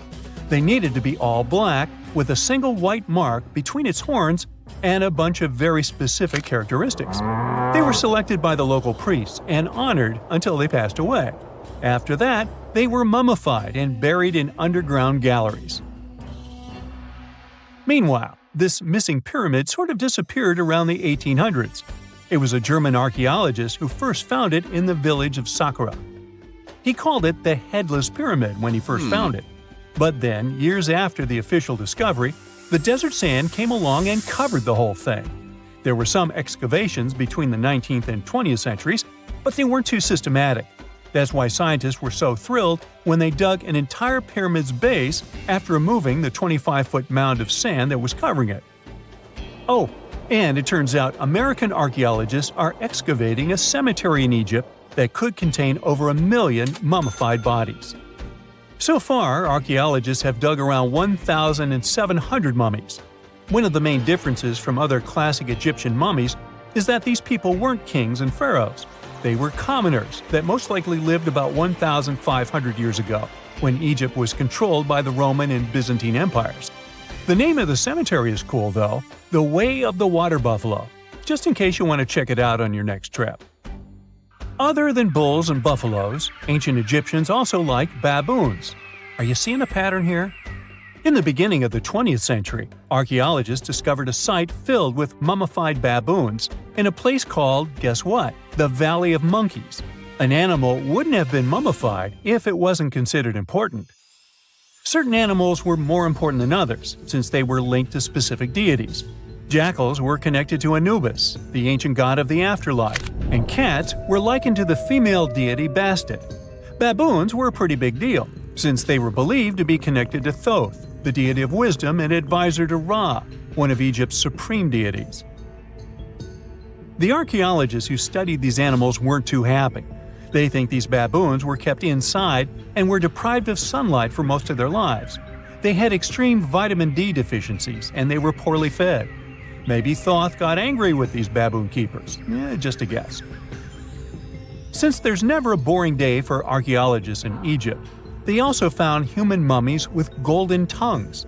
Since Egyptians were all about the afterlife, they believed that golden tongues might help a person speak once they pass to the other side. I mean, it's a long shot, but hey, why not?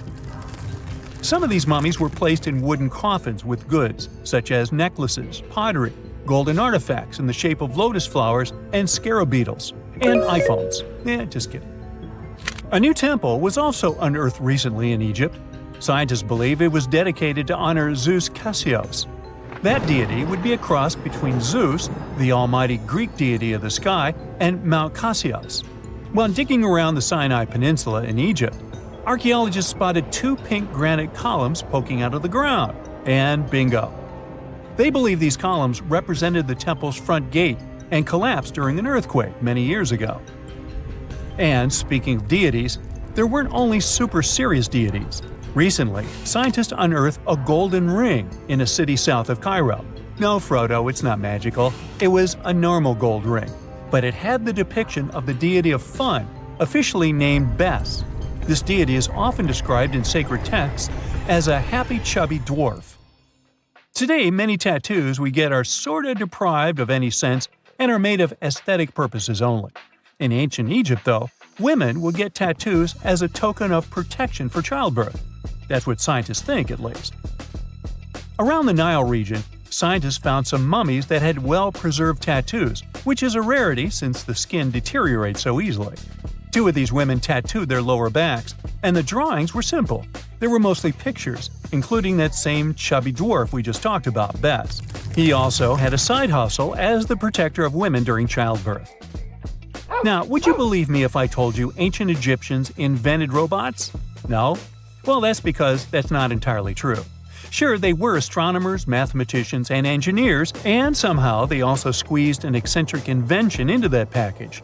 An automated deity some scientists called Hathor. This wooden statue had been in the Metropolitan Museum of Art for years before someone noticed its secret. With the help of an X-ray machine, specialists discovered a mechanical operating system inside it. The pulley-like axis goes from the statue's shoulder to her left leg. When the system rotates, the statue raises and lowers her hand. Hey, pick me! Pick me! I got my hand up here. It's dark, and it's hot, and it's difficult to breathe deep underground in Karowe Mine in the heart of Botswana. It's been countless hours since your shift started, and yet another rock in your hands doesn't look promising. On the other hand, there is a tiny chance that it's the largest diamond you've ever found. You decide to inform your Canadian bosses from Lucara Diamond Corp. And bingo! The stone you found turns out to be a breathtaking 2,492 carat diamond, the second largest ever found. Now, the average engagement ring size is 1.7 carats. It means that just this diamond could be enough to supply rings for more than 1,465 brides. You can compare the size of the previous stone with the size of a fist.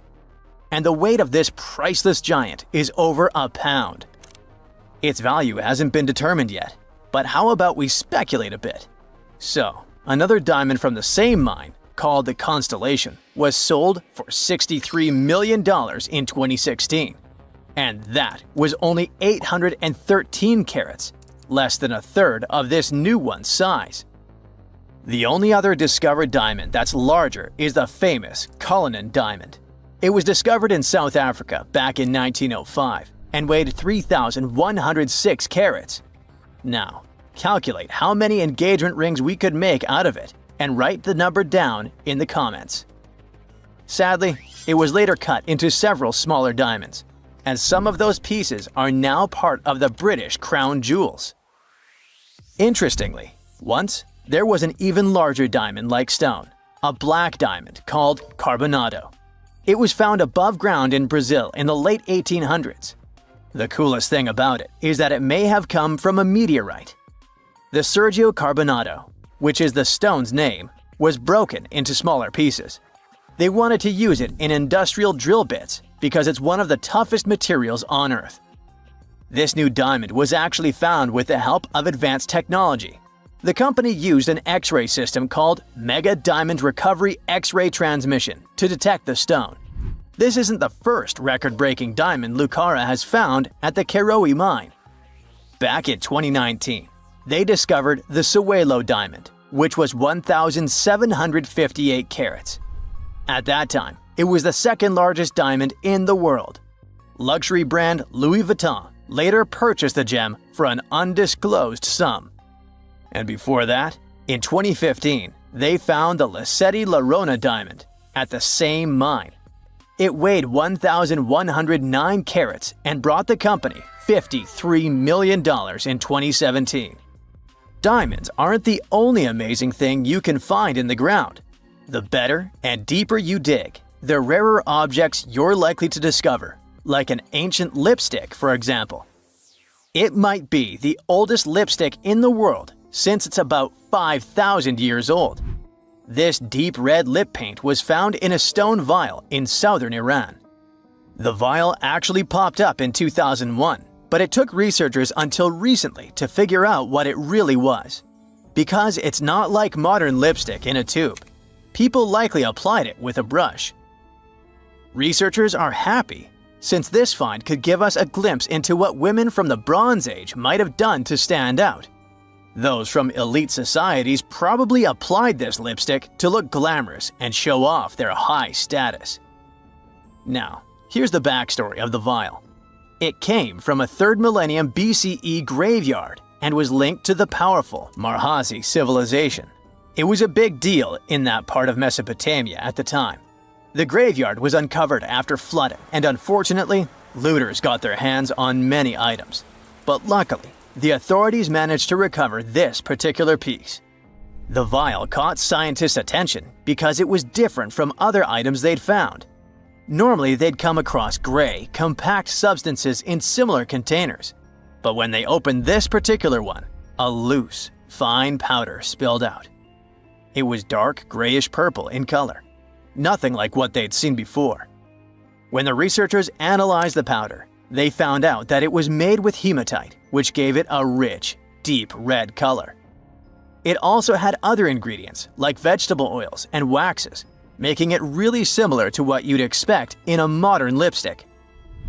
Apparently, back in the Bronze Age, makeup was a sign of luxury and superior status in that area. It showed off wealth and power, especially in elite circles. By the way, the researchers don't want to claim for sure that this is the world's oldest lipstick, because who knows? Something older might turn up someday. How about we move to Bulgaria right now and do some digging there? Wait, there's no need to take a spade and dirty your hands. An amazing discovery is already waiting for you. There they found a large marble statue. It's almost 7 feet tall, which might depict Hermes, a Greek deity. But the craziest thing is that it was buried in an ancient sewer for around 2,000 years. The statue is in really good shape, especially the head, which is super well preserved. There are some cracks in the hands, but overall, it's in surprisingly great condition, according to the scientific director of the excavation. And here's how they found the statue. The team was doing a routine dig in southwestern Bulgaria, near the Greek border. This area used to be part of the ancient city of Heraclea Sintica, which dates back to the 4th century BCE. While digging, the researchers stumbled upon the statue's marble foot. From there, they carefully uncovered the rest of it. It was a total surprise for them, since they didn't expect to find anything like this. Right now, the team is working on safely removing the statue from the sewer. It's really heavy, so they're using a crane to lift it out and transport it to the History Museum in Petrich. Once they restore and conserve it, the plan is to put it on display. Experts are very excited about this find. It could teach us more about the local culture in Heraclea Sintica, which isn't a very well-known ancient site. Now, if you're dreaming of making discoveries like this one but don't have a degree, don't lose heart. Even an amateur can make a scientific breakthrough. For example, you could find a Roman dodecahedron. It's this weird, mysterious 12-sided metal object about the size of a grapefruit, and no one really knows what they're used for. Historians have been scratching their heads about these things for centuries. This particular dodecahedron was discovered last summer in a farmer's field near Norton Disney, about 35 miles southeast of Sheffield. A group of volunteers had already found Roman coins and brooches in the area, so they knew the field might hold more treasures. A geophysical survey had shown areas underground where the Earth's magnetic field was disturbed, hinting that something might have been hidden there. The team started digging trenches during a 2-week excavation. On the second to last day, in Trench 4, someone spotted the dodecahedron. Richard Parker, the group's secretary, was nearby making tea when he heard the shout. He said they were all shocked because they hadn't found much metal, and then, boom, that awesome artifact simply popped up. The extra cool thing about that dodecahedron was that it was complete, which is rare. Many others found before were broken or incomplete. Plus, it's larger than usual. Roman dodecahedrons can be as small as a golf ball, but this one is closer to a grapefruit. Now, the dodecahedron is on display at a local museum. So far, over 100 Roman dodecahedrons have been found in northwestern Europe, mostly in former Roman territories like the Gallo-Roman regions. They date back to somewhere between the 1st and 3rd centuries CE. Each one is a hollow metal shell, usually made of bronze. It has 12 faces, with differently sized holes on each face. Around the holes, there are concentric rings imprinted into the metal, and at every corner where the faces meet, there's a small stud. There's no writing on them, and nothing in Roman texts mentions them at all. That's why nobody knows what these dodecahedrons were for. There are loads of theories. They could have been toys, dice, mace heads, or even tools for measuring distances in Roman artillery. Some people even think they were used for knitting gloves or even figuring out dates using the stars. But most of those ideas don't really hold up, so the mystery remains. It's strange if you think about it. There are old Roman buildings that have lasted for thousands of years, while our newer buildings seem to fall apart. How did the Romans manage to create such strong buildings? A lot of them with complicated designs, too. Recent research has shown that the Romans used a type of concrete that has an extra layer of protection against the elements. It can even fix itself when it gets wet. This discovery not only explains why these buildings have lasted for thousands of years, but it can also help us make cement in a way that's more natural and resistant. A recent study shows that Romans used volcanic ash in their concrete mix to make it stronger, especially when it was near the ocean, where the air is naturally more humid and could naturally cause more damage. These days, we make concrete out of sand, rocks, water, and a special kind of cement called Portland cement. This cement itself is made by cooking limestone, clay, and other substances in very hot ovens that reach over 1400 degrees Fahrenheit. Sure, it creates a well-blended mixture, but it cracks easily, and sometimes it only lasts a few decades. There's one more interesting feature of this amazing Roman concrete. It has small white bits of calcium called lime clasts that stay inside the concrete and do not disappear over time. At first, it may not seem that attractive because it's not as smooth as the concrete we use today. And for many years, specialists used to think that having small pieces of lime in concrete was a bad thing because they thought it made buildings less resistant. But researchers found out that these tiny pieces actually help the concrete fix itself. I wish I could fix myself that easily. They discovered that when the concrete got cracks, it seemed to magically fill them with a substance called calcium carbonate found in the lime clasts. The Romans made their concrete by mixing sand, volcanic ash, and burned limestone together and adding water. This is called hot mixing. When the water and lime mix together, They have a chemical reaction that makes the mixture get very hot, up to 200 degrees Fahrenheit. This also causes those tiny pieces of lime to form. Now, this concrete can get cracks, and when water, rain, or seawater gets in, it makes the calcium in the concrete dissolve. The calcium then sticks to the cracks and makes them close up, kind of like a scab. Of course, researchers had to test this method, and they made concrete as the Romans did. Shortly after, they cracked it here and there. They placed the cracked concrete under water, and after 1 to 3 weeks, the cracks were gone. Safe to say, this didn't happen with concrete made using modern methods. Now, the Romans didn't know the science behind making their concrete strong, but they found a good recipe by trying different things over a long time period. Ancient records show that they used this recipe to build strong structures, especially for ships, and continued to use it once they found it was successful. Now, not all Roman buildings made it to the 21st century in perfect condition. The Colosseum, for instance, one of the most famous Roman constructions in the world, used to be nearly twice as large as it is today. It sustained a lot of damage throughout the ages, reaching the form we've come to know today. Let's not forget, it's a pretty old building to begin with. Its construction started in the year 70 under Roman ruler Vespasian, who later started making motor scooters named after him. You know, Vespa? Nah, I made that up. Anyway, ever since it first opened, the Colosseum was home to a lot of activities and shows, featuring fearless gladiators and a large display of exotic animals, who got to mingle and did lunch together. Unfortunately, it all went downhill in 217, when a fire struck the upper parapets and much of the building's interiors.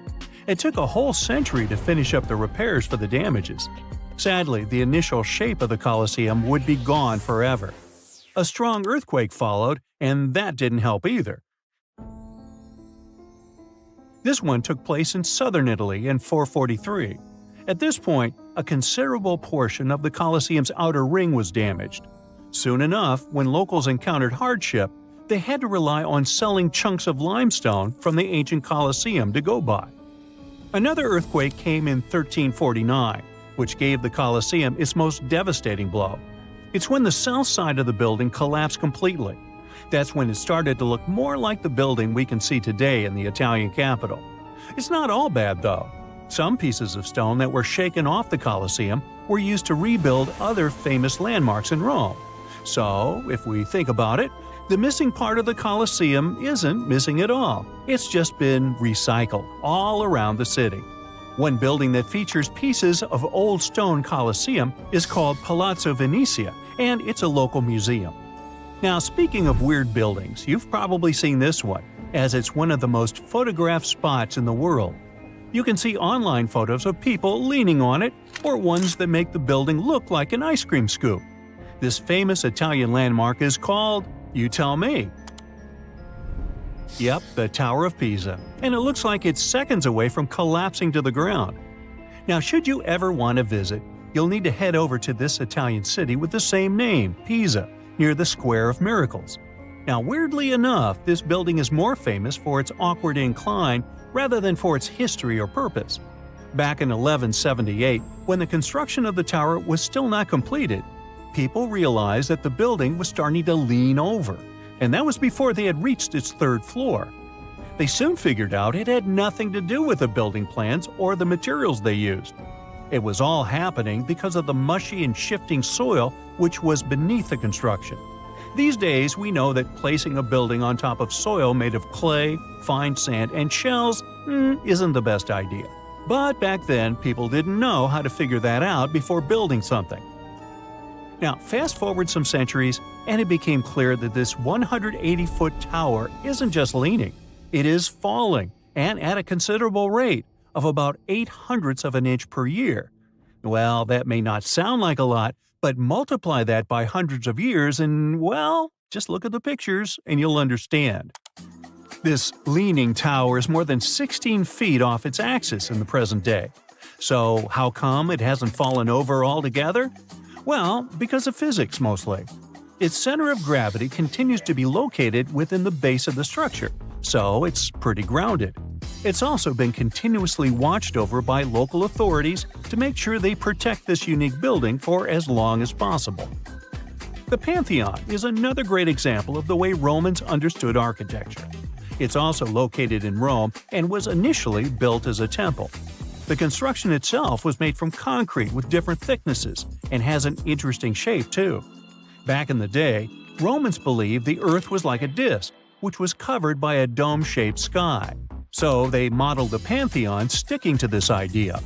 Light comes into the temple through a hole in the dome, shining down on the floors and walls, showing the movement of the sun. It's also one of the best preserved ancient Roman buildings. It's no wonder many other buildings have been made to look like it. In the U.S. alone, the U.S. Capitol, the Jefferson Memorial, and the National Gallery in Washington, D.C. are all said to be modeled after this ancient construction. The famous painter Michelangelo was so impressed by this building that he believed some unnatural force must have helped in its construction. The place where it stands is also very special because of the story behind it. Legend has it that the founder of Rome, Romulus, was lifted to the ancient Roman higher spirits on the wings of an eagle from this exact location. Apparently, it was a talon show. Get it? Talons? Eagles? Okay, gotta go. See this place on the map? Yeah, right there. It's estimated that around 100 people have vanished or lost their lives here. Why, you ask? Well, it seems they were all looking for this guy, Percy Faucet. He was a British colonel, famous for his sharp blue eyes, perfectly groomed beard, and signature hat. He looked like a character from Pride and Prejudice, but lived more like Indiana Jones. In fact, this character was inspired by Faucet's story. But his disappearance in 1925 was more macabre than any movie plot.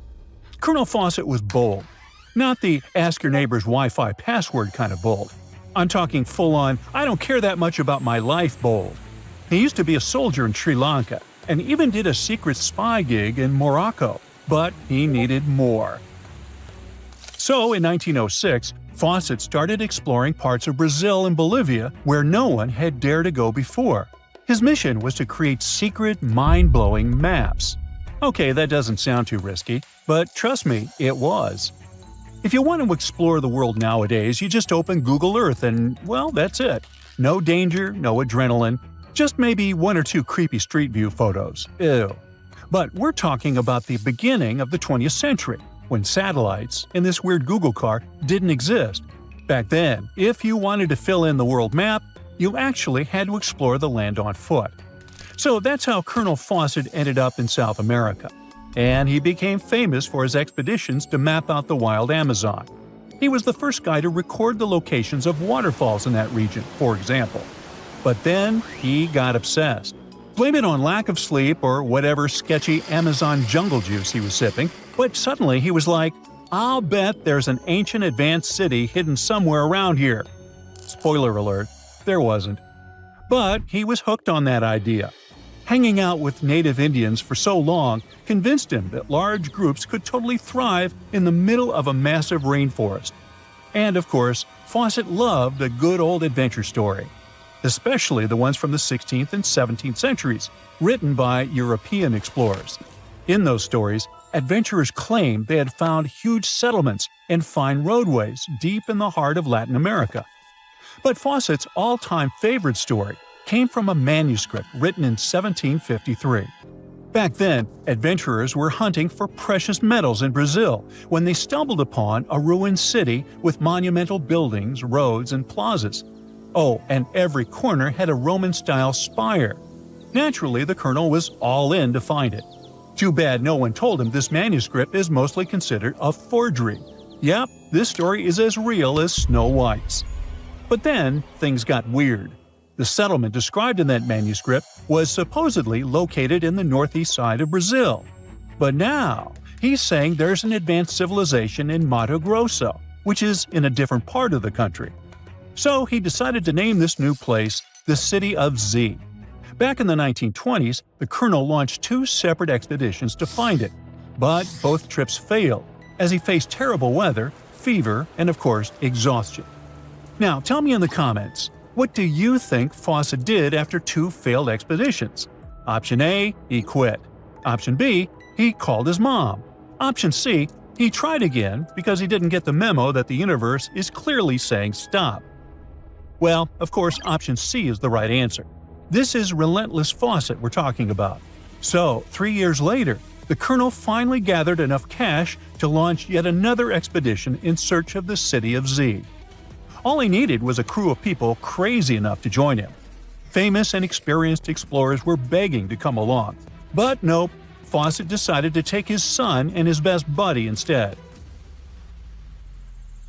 In January 1925, this brave trio set off on their journey. They packed mosquito nets, canned food, and made a promise, "We shall return." Another spoiler alert, they didn't. Uh-oh. The journey kicked off in New Jersey, and then they sailed all the way to Rio de Janeiro, Brazil. There, they stopped to grab some pack animals, like horses, and hired a couple of local guides. Now they were ready to head to the city of Cuiabá. Now keep in mind the distances in Brazil are crazy huge. So this little journey was like traveling from Miami to Chicago on foot. 3 months later, they finally ventured into the jungle for the first time. And that's when the fun really began. The crew faced piranha-infested rivers, an endless maze of thick trees, and the worst part, bugs. The constant annoying zzz of a gazillion mosquitoes wouldn't let them sleep, and Faucet's best friend's foot got huge from tick bites. But the colonel didn't have time to babysit his friend's princess foot. Oh no, he was too obsessed to take a break. In fact, at some point, he was so far ahead of his companions that he had to camp alone for a night. On May 29th, Faucet finally came to his senses. There was no City of Z. But did he let that stop him? Not really. He unpacked their gear and sent the local guides back to Cuiabá. But before saying a final goodbye, he asked them to deliver a letter to his wife, saying something like, "Don't worry, hon, our son is well and getting stronger every day." Sure he was. Anyway, after this dramatic farewell, the trio set off into the bush alone. The darkness swallowed the thick forest, and then they were never seen again. Okay, that was intense, so let's fast forward. 2 years later, the newspapers were still speculating whether the trio could still be alive, and Faucet became a legend, like Bigfoot, but less hairy. One guy said that the colonel had become one of the locals and was living his happily ever after in the jungle. Another guy said he was held prisoner by the Indians, but no one could confirm any of these sightings. It wasn't until 1928 that the British authorities finally thought better late than never and decided to look for Faucet and his crew. By that time, they were sure their expedition had perished, but they still needed proof. And after days and days of surviving the jungle's worst nightmares, they found, well, nothing. But in a weird way, this mystery inspired more explorers to look for them. It's estimated that about 100 people have passed away in this process, and a few have followed in the explorers' footsteps by disappearing without a trace. So, what really happened to the expedition? Researchers have pointed their fingers at everything under the sun. Parasitic infections, starvation, drowning, jaguar attacks, you name it. Some even say Faucet dove headfirst into mysticism and started an occult community in the jungle. The Brazilian anthropologist Orlando Vilas-Boas was probably the one who got the closest to solving this case. Back in the 1950s, he was working with the Kalapalo Indians when they suddenly admitted to, getting rid of Faucet. They even had bones to prove it. But it turns out a forensic analysis showed that the remains didn't belong to the colonel. So we're back to square one, and nobody knows, to this day, whatever the heck happened to them. Faucet's quest, as we know it today, is based on some pretty questionable sources. But there is a possibility that he wasn't living in Delulu land after all. Recent discoveries suggest that his idea of a sophisticated jungle city wasn't just pure fantasy. In 2024, a massive ancient city was found in the Amazon, hidden beneath dense vegetation. Evidence suggests it was built around 2,500 years ago, and it was surprisingly advanced, featuring houses and plazas, all connected by an incredible network of roads and canals. But this city was in a forest in Ecuador, not Brazil. So who knows? Maybe the legendary City of Z is still out there. Ooh. So looky here, scientists discovered ancient artifacts near King Tut's tomb. Turns out, his VIP final resting place looks more like a public graveyard with about a dozen wooden coffins that's been there for around 3,600 years. Okay, I might have exaggerated a tad. The 11 tombs weren't exactly right next to King Tut, but they were close, near the same city of Luxor. New findings in Egyptian tombs can help us piece together what life was like in ancient Egypt. And guess what? Ancient Egyptians seem to have been remarkably like us, modern humans. Say, the women have always loved jewelry, and archaeologists retrieved a beautifully made necklace with 30 amethyst beads and 2 agate beads, plus a hippo head amulet. Bet it was all the rage back then. Researchers also discovered 2 copper mirrors. One had a handle shaped like a lotus, and the other was decorated with Hathor, the ancient Egyptian deity of the sky, women, fertility, and love. These recent excavations near Tutankhamun's burial site led to another jaw-dropping revelation. For the first time in thousands of years, fragments of Queen Hatshepsut's Valley Temple were uncovered. This fearless woman was thought to be the second female pharaoh, who ruled with both courage and wisdom, leaving a legacy as solid as the stones themselves. Her temple, hidden for ages, opens a window into a time filled with power, intrigue, and spiritual devotion. Archaeologists found over 1,000 beautifully decorated stone blocks on the outskirts of Hatshepsut's funerary temple. There were very few women who managed to take the throne in ancient Egypt. Another tomb was found nearby, and it belonged to the overseer of Queen Teti Sheri's palace, whose name was Jehuti-Mez. Queen Hatshepsut seems to have even more tombs, aces up her sleeve. These tombs were carved into the rock instead of being built as pyramids, showing a unique ancient perspective on how to protect the soul in the afterlife. Experts managed to retrieve some cool ancient pieces from the site. Toys made of clay, mummy masks, winged scarabs, and some amulets. Sadly, there surely used to be way more artifacts, but over the last centuries, there have been people other than archaeologists to stumble upon this site. It's likely that looters got to these tombs before them and may have taken some valuable items. But they did leave behind some cool stuff for the researchers, like pottery used for offerings of bread and meat, along with archers' bows that connect the tomb's owners to the Egyptian military. Meanwhile, soul protection is way more important than you might think, especially if you're roaming around Luxor looking for ancient secrets. You aren't scared of King Tut's curse, are you? Let me tell you what happened to those who weren't scared, but promise me to take it with a dash of salt, okay? For years, Egyptologists, especially those who believed in paranormal activity, were convinced that there was an unsettling curse surrounding Tutankhamun's archaeological discoveries. This belief stemmed from the mysterious and untimely demise of several excavators who discovered the tomb in 1922 with no logical explanation for why they passed away. It was just easier to chalk it up to something supernatural and avoid the whole mess. But it turns out it wasn't a curse at all. It was likely the radiation that caused those excavators to perish. Now, you might wonder where the radiation came from. After all, while radioactivity was discovered in the 19th century, ancient Egyptians, despite their impressive pyramids, didn't have any radium lying around to make Tut's tomb glow like crazy. So, what could be the real story? It might have been toxic waste behind it all.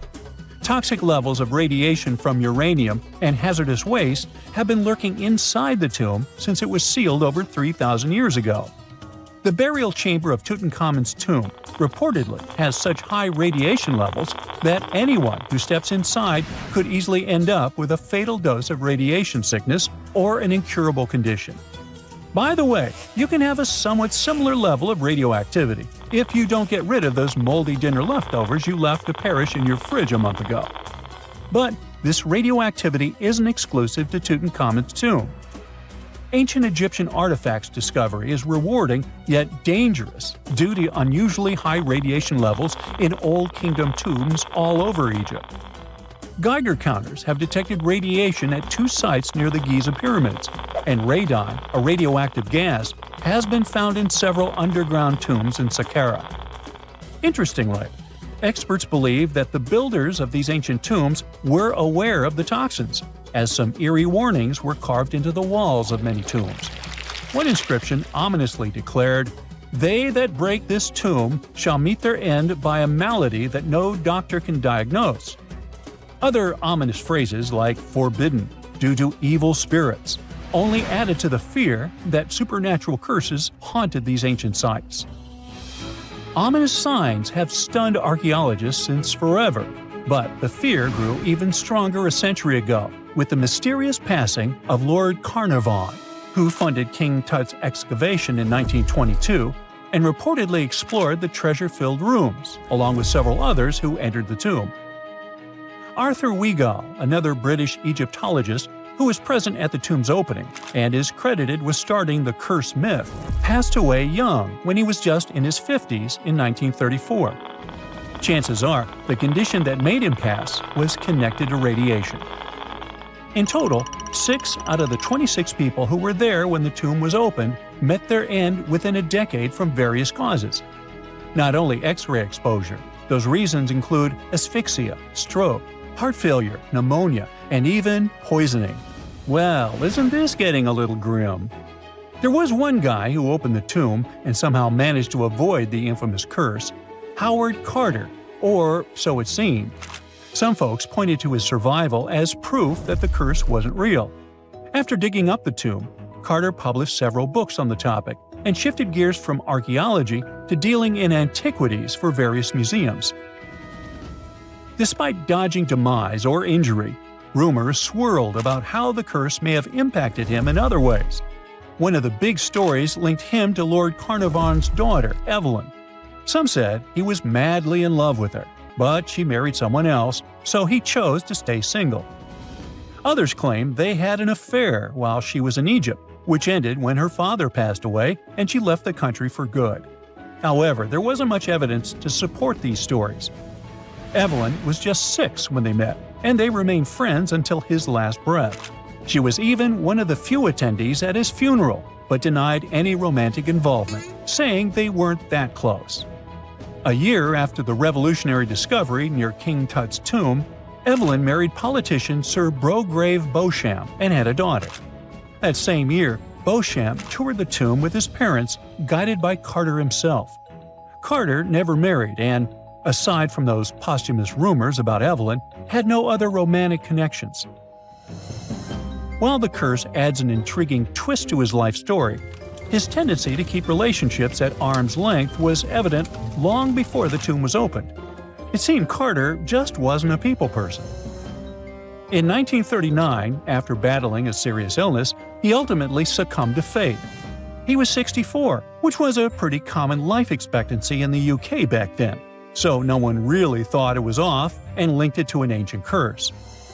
When he passed, it turned out he had several artifacts from Tutankhamun's tomb in his London apartment, which were eventually sent back to Egypt, marking what some viewed as the curse's end.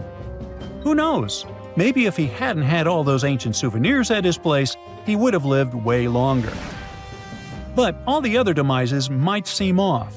The curse theory was likely fueled by some strange events during the excavation. Carnarvon got a mosquito bite that became severely infected, and around the time they opened the tomb, Cairo experienced a bizarre power outage and a freak sandstorm. Back in England, the Earl's dog, Susie, managed to escape from Carnarvon's house and began barking frantically at seemingly nothing. At least that's what the staff and family saw. Strangely enough, at the very moment her owner's heart stopped, Susie started howling and fell down without showing any signs of life. Maybe radiation didn't play a crucial role after all, and those were indeed ancient artifacts from King Tut's tomb that made them all perish. Spooky, huh? Hobbits might actually exist in real life, but these tiny people don't live in cozy, round homes built into hills like in The Lord of the Rings. They're probably on an isolated island in Indonesia, climbing mountains and hiding in dense forests. Hold up, are they even human? Well, the place we're talking about is the island of Flores, a paradise-like spot in the Indian Ocean. Today, it's famous for being home to the Komodo dragon, the largest lizard in the world. But in the past, it was also home to a very small human species, known as Homo floresiensis. In 2003, experts excavated a cave called Leong Bois and found over 100 fossils of this species. This discovery was huge because it completely challenged our understanding of human history. I mean, previously, most experts thought that Homo sapiens, aka our species, were the only ones that had managed to travel beyond the Southeast Asian mainland towards New Guinea and Australia. But if that's true, how did these ancestors get to Flores Island? Before you answer by boat, let me just say that it's very unlikely that an ancient human species could have created vessels strong and big enough to cross the ocean. Maybe they swam there or even teleported. Jokes aside, the truth is we still don't know exactly how or when Homo floresiensis ended up over there. A recent study suggests they might have descended from Homo erectus, one of the first human-like species we know of. According to this theory, they probably traveled 450 miles east from an island called Java and made it to Flores about 1 million years ago. Once living isolated in Flores, their bodies shrank over the years and they ended up becoming really short. But that's just one theory, and there isn't much solid evidence to back it up yet. What we can say for sure is that they were really short compared to modern humans. At first, we thought they'd be about 3 feet 6 inches tall. But that changed in 2016 when experts found new fossils, including a tiny arm bone and some teeth that showed they were even smaller, about 2.4 inches shorter to be exact. These hobbits also had a very small skull and a tiny brain, about 1/3 the size of ours. They had wide hips and shoulders, short legs, and big, flat feet. Overall, their bones were so small that at first, experts thought they might belong to kids. But nope. Since they had wisdom teeth, it was clear they were definitely dealing with adult skeletons. Very small adults, though. Because of their tiny and curious appearance, the media started calling this ancient species the real-life Hobbit, just like the characters created by J.R.R. Tolkien. You know, Lord of the Rings. Frodo Baggins? Anyway, why were they so small? There are two main theories. The first one, they weren't a different species at all. Some experts believe they could actually be Homo sapiens, just like you and me, but with a condition that causes the brain to develop smaller, kinda like microcephaly. However, many specialists rejected this idea because the anatomy of people with these kinds of growth conditions today doesn't really match what we see in the little people from Flores. Moving on. The second theory is something people call island dwarfism. Basically, when large animals live on isolated islands, they tend to get smaller because the food supply is limited. For example, there's this dwarf elephant that lived in Sicily and Malta a long time ago, and it only measured about 3 feet tall. Meanwhile, its relative on the European mainland was about 13 feet tall. With a pocket-sized body, these animals need less food, which means they have a better chance of surviving on an island. Another factor that leads to this type of dwarfism is that these animals don't have to worry about defending themselves from large predators. I mean, if you're on an isolated island with no lions or tigers around, there is really no need to be huge. So this could be what happened to the Hobbit people. Studies show they lived in Indonesia at least 100,000 to about 50,000 years ago. But after surviving for so long, these short people mysteriously disappeared. It's possible that they vanished after 8 massive volcanic eruptions hit that region. This idea came up after researchers found a thick layer of volcanic ash right above where the fossils were first found. Even with this evidence, no one can say for sure if the eruptions were the reason for their disappearance. And recently, an anthropologist questioned this theory by saying they might still be alive today. Wait, what? It sounds crazy, but he actually talked to dozens of local people who believe they've seen a tiny hobbit-like man in the flesh on the remote island of Flores. In fact, mysterious stories about sightings have been told long before the remains of Homo floresiensis were even discovered. So it's not like they made up these stories after hearing about the fossils. At least 30 people living there claim they've seen, with their own eyes, a creature that is halfway between an ape and a human. It had an ape-like face and was definitely smaller and hairier than a person, but it walked completely upright with both feet on the ground, just like a human. Locals call it Laihoa. But what should we call it? I mean, can this creature be our famous Homo floresiensis? Well, maybe. Anthropologist Gregory Forth has been working on the island of Flores since the 80s, and he says the locals' descriptions are strangely similar to what we imagine these ancient, short humans might have been like. You might be wondering if the Laihoa is just a legend, like a campfire story meant to scare people. And yeah, some of the descriptions definitely seem to go against basic science. Some people say that after they saw the creature, it just flew off or disappeared like magic. But the researcher points out that a lot of locals also gave very detailed physical descriptions of the creature. Sure, the details varied a bit, which is pretty normal with different people witnessing the same thing, but they didn't mention anything about the creature having crazy superpowers. Now, Forth is starting to wonder if we really are the only species of humans left on the planet. They could be, in fact, real-life hobbits. And that brings us back to a question from earlier in the video. Are they even human? Maybe yes, maybe no. It is possible that the creature spotted on the island of Flores is actually an uncontacted population of modern humans, but it could also be an unknown species of monkey. However, since there's no other evidence for either of these ideas, the best guess right now is that a creature similar to an ape man could still be out there. Okay. But if this creature shares the planet with us, how come no one's ever taken a photo of it? Well, the ape man is part of that island, just like other rare creatures like Komodo dragons. And unlike Bigfoot believers, locals probably don't go out actively searching for this creature. According to the anthropologist, they have no reason, financial, social, or otherwise, to find an ape man. And since they're mostly unaware of scientific research, or any theories saying these creatures don't exist, they don't really care about trying to prove the scientific world wrong. Forth wrapped up his research in 2018, but the anthropologist says that since then, other people have seen the strange creature walking around the island of Flores. 2 young guys from the UK went there, mostly for a snorkeling trip. But at some point, they hiked up a mountain and saw something that really looked like the ape man. So, who knows? Maybe you'll also get a chance to see the real hobbit when you visit Indonesia. Archaeologists have been studying Petra in Jordan for 200 years, and in 2024, they found something they had never seen before. It's a tomb with at least 12 complete human skeletons and artifacts that are over 2,000 years old right in front of the treasury.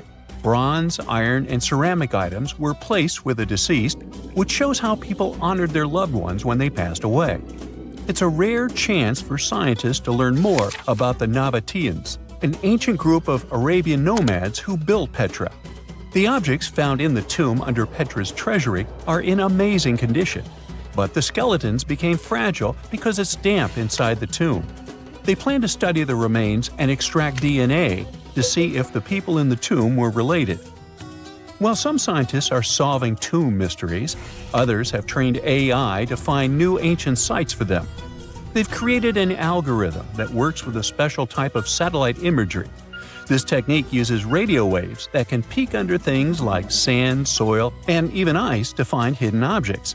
AI will help search a huge desert on the Arabian Peninsula called the Empty Quarter for archaeological treasures. The lead scientists of the experiment trained the algorithm to recognize hidden locations using data from a site they had found before. The new tech can discover buried structures within 20 inches, which is very precise. Another groundbreaking tech, LiDAR, which means light detection and ranging, helped archaeologists reveal new hidden cities all around the world. LiDAR can see big structures beneath layers of vegetation and map even subtle changes in ancient landscapes. They use it to scan large areas from a small plane flying over places that aren't so easy to study from the ground, like dense jungle. In 2024 alone, they found new Maya settlements in southern Mexico, gardens, roads, and rivers in Ecuador's Amazon rainforest, ancient ruins on the Pacific island of Tonga, and the remains of 2 medieval cities along the Silk Road route in Uzbekistan. Maybe some smart technology can also explain what Marge Simpson is doing on Earth in an ancient Egyptian tomb from 3,000 years ago. The drawing, featuring a woman with yellow-colored skin, a blue crown, and a green outfit, is alarmingly like the famous cartoon character. If you don't see a resemblance here, I hope you'll at least enjoy an amazingly well-preserved necklace with amethyst and agate beads. It's from another recent find from Egypt, an ancient tomb with 11 sealed burials near Luxor. Archaeologists also found 2 copper mirrors, one with a lotus-shaped handle and the second with a unique design of the deity of the sky, women, fertility, and love in ancient Egypt. The hair of the figurine was originally made from almost 4,000 mud beads. Another awesome find from 2024 is an ancient Greek shrine with intact burials, a sarcophagus, and plenty of gold inside. They think it was built before the year 300 before the Common Era, and the marble lions, also found inside, were made from the same marble as the Parthenon in Athens. Greece is so full of ancient treasures that the city of Thessaloniki will house around 300,000 of those artifacts in their new subway system. Meanwhile, archaeologists in France have found a monument unlike any other, and they can't figure out what it was used for. It's direct proof that people used to live here between the Neolithic and the early Iron Age periods. The coolest part is a monument made of 3 unique shapes that fit together like puzzle pieces. Some gravel found in the monument could mean there used to be a wooden fence called a palisade. People who built it probably used it for protection or decoration. The team studied the layers of soil around the monument to learn more about its origins. The only tools found so far were sharp flint stones, not the cartoon characters, which were used during the Neolithic period. The next step will be radiocarbon dating to figure out exactly how old the site is. Now, the oldest saddle ever found so far was found in the grave of a woman near the edge of the Taklamakan Desert in northwest China. This saddle is the oldest ever discovered. It was crafted from pieces of leather that were sewn together and stuffed with straw and animal hair to make it soft. Now, normally, things made from natural materials like this don't last very long because they rot or fall apart. But the Taklamakan Desert is so dry that it helped preserve the artifact. The herdswoman who used the saddle was buried in her full riding attire, so this proves that not only men used saddles and took part in herding and traveling. Now let's shift to Guatemala, where an ornate jade mask made by the ancient Maya people was waiting for centuries to be discovered. Scientists use radiocarbon dating to figure out the age of the mask. They believe the mask may represent a Maya storm deity, a powerful figure in their mythology. These kinds of masks were often made to honor Maya royalty, and they were placed in the tombs of kings and queens when they were buried. The king's tomb was also decorated with carvings made using tools crafted from volcanic obsidian. After 15 years of searching, scientists may have finally figured out where the altar stone of Stonehenge comes from. They compared the tiny minerals inside the altar stone with rocks from many places in Wales and England and ruled out lots of spots. Then they found the perfect match with a place in Scotland, more than 466 miles away from Stonehenge. This area might even be Orkney, a group of islands in the far northeast of Scotland where a lot was going on during the Neolithic period. The big question now is how ancient people moved such a massive stone so far. The altar stone is over 16 feet long and weighs more than 6 tons. The new theory is that they might have used boats to carry it across the coastline and rivers. Once it was close to Stonehenge, they theoretically dragged it across the land using wooden sleds, ropes, and a lot of teamwork. Meanwhile, in the north of France, an ancient home popped to the surface during the construction of a new house. It turned out to be a luxury urban house for the elite from the 2nd century of the Common Era. The inside of the house was destroyed by a fire, but under the destroyed layer, there are beautiful real-size fresco paintings. Turkish archaeologists unearthed the arm and foot bones of elephants that lived around 9 million years ago. They also found fossils of early horses, giraffes, and even saber-toothed cats. They've already identified 43 distinct types of animals from this site and collected more than 4,000 fossils. One more cool find from Turkey is a 64,000-year-old workshop inside Incasia Cave. It looks like people used it for 24,000 years non-stop. There are some tools inside, like flakes and blades, which were made inside the workshop. In eastern Turkey, a farmer accidentally found a 1,000-square-foot mosaic from the late Roman or early Byzantine period just beneath the dirt. Experts say it's a one-of-a-kind thing from this region, and is still in one piece after all this time. The pattern shows dozens of trees, plants, and animals that were found in ancient Turkey. There could be more treasures in the area, so they plan to keep digging. Our final stop will be in Sicily, where archaeologists uncovered a huge ancient thermal complex. Inside, they found 2 rooms with floors covered in colorful mosaic designs, along with a large courtyard surrounded by arched wings. As they kept digging, they discovered more parts of the ancient city. They found new roads and the remains of a huge complex, along with stretches of old stone walls that were part of the city's fortifications. These discoveries are helping scientists imagine what the city might have looked like during ancient times. No one knows for sure whether the bathhouse was built by the Greeks or the Romans, since both civilizations lived in Sicily long ago. Big news! Santa is real, and he looks like this. I know it's not exactly how we pictured the jolly old guy, but a recently discovered tomb might just be the proof we've been waiting for to show that St. Nicholas was real and Turkish. Turns out he wasn't a North Pole native, but a kind-hearted bishop from the 4th century, famous for giving gifts to everyone. The legend says he was a wealthy man born in the ancient city of Patara, modern-day Turkey, who traveled to the countryside to help the poor and the sick. For centuries, though, people couldn't be sure he actually existed. Some historical sources say he was buried in Myra, which is now called Demre, Turkey. Since the 80s, archaeologists have been digging around this area, trying to prove it. And now, their Christmas miracle has finally come true. After digging 6 feet deep in an annex of St. Nicholas's church, they uncovered a mysterious limestone tomb, about 2 meters long. While they're pretty sure this is St. Nick's final resting place, they're still searching for an inscription to confirm its exact age. Now, if we're talking about the fictional Santa Claus, legend says his home is in Lapland, Finland. Back in 2018, archaeologists made an interesting discovery that could finally prove that Santa was real. They were digging at a site called Tiny Aro when they stumbled upon about 200 burial pits. But when they looked inside, there was definitely no sign of Santa.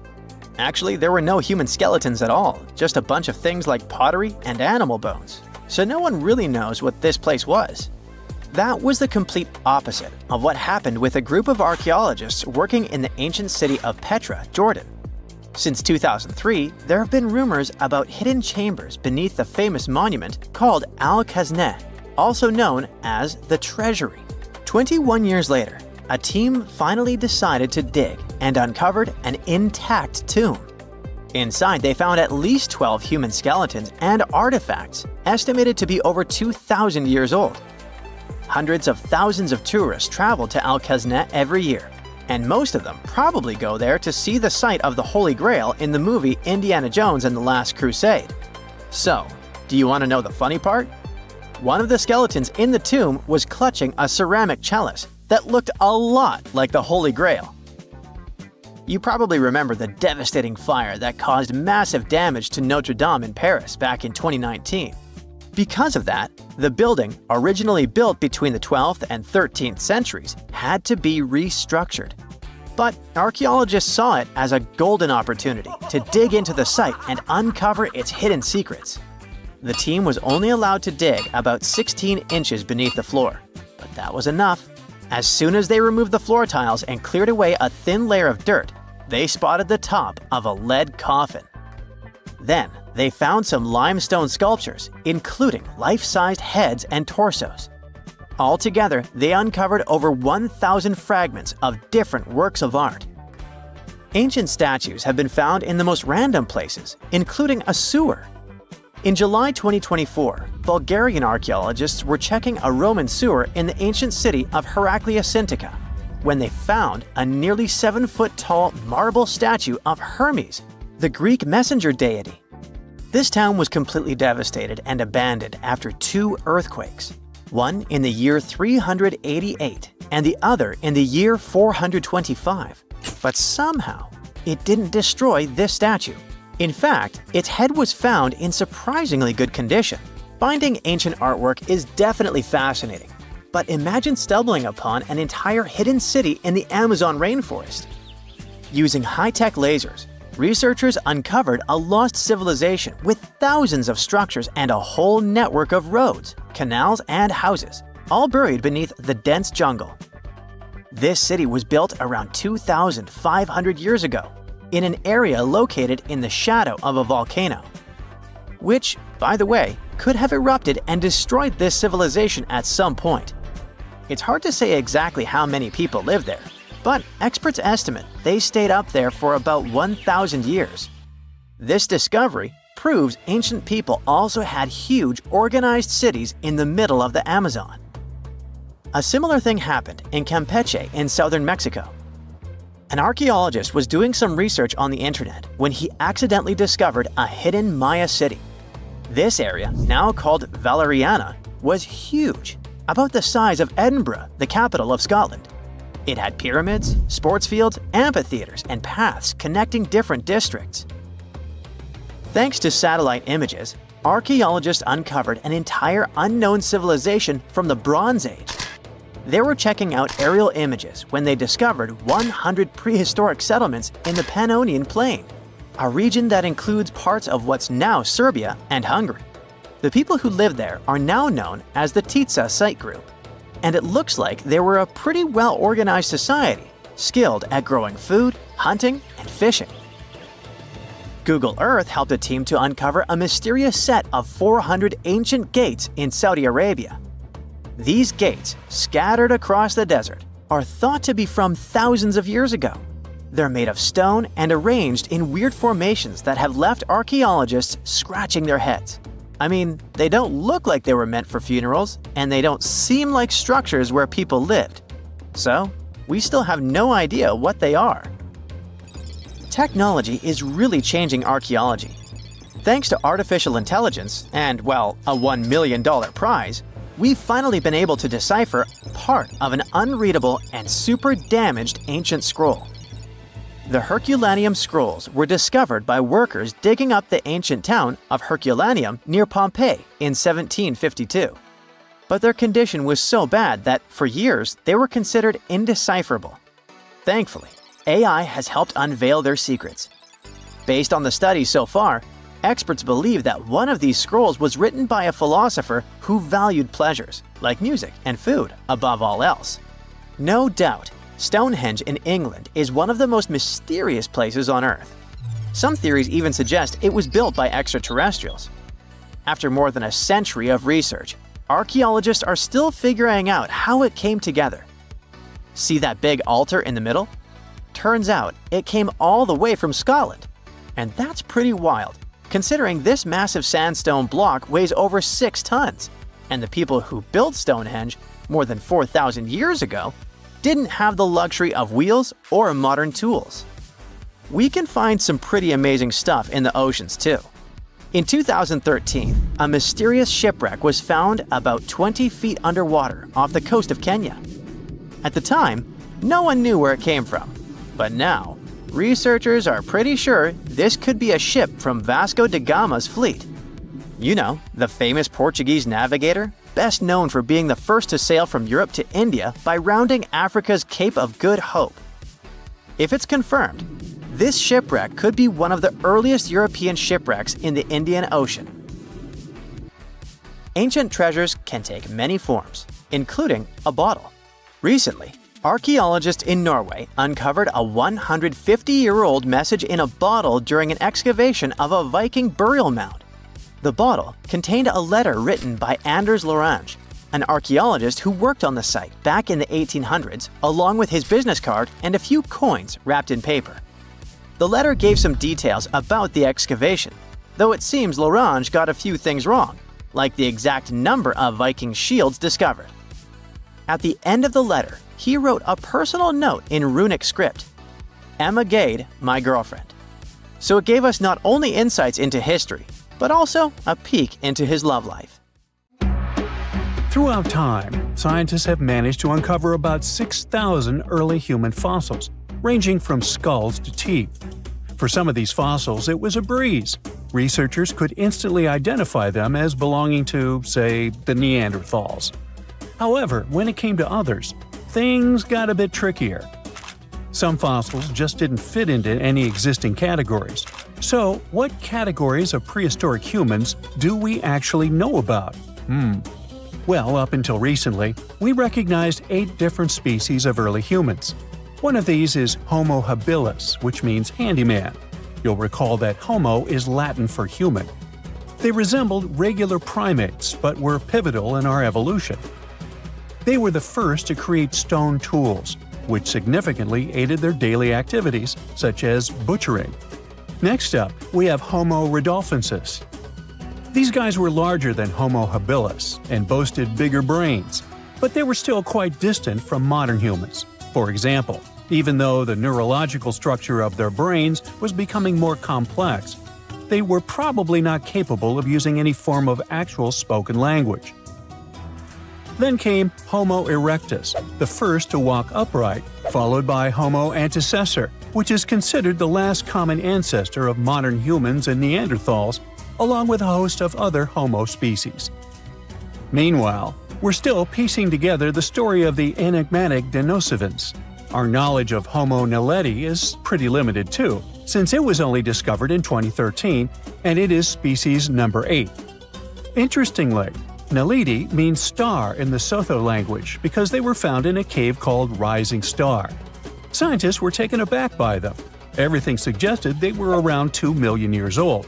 But after closer examination and some tests, it turns out that the Naledi species is much younger, between 236 and 335,000 years old. Their hands were adapted to making tools, yet no tools have been found nearby. Long story short, they're a puzzling species, and there's still so much more to learn about them. So even though today we have only one human species on our planet, Homo sapiens, we continue to discover ancient species that are long gone. Now you might wonder why researchers study these extinct species. The truth is, they need this knowledge to piece together the intricate narrative of our prehistoric past.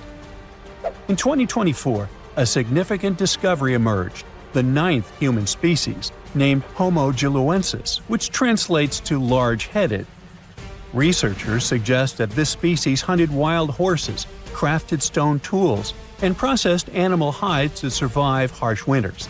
A researcher from the University of Hawaii noted that the discovery of this potential new species came about while his team was developing a novel method for classifying fossil evidence.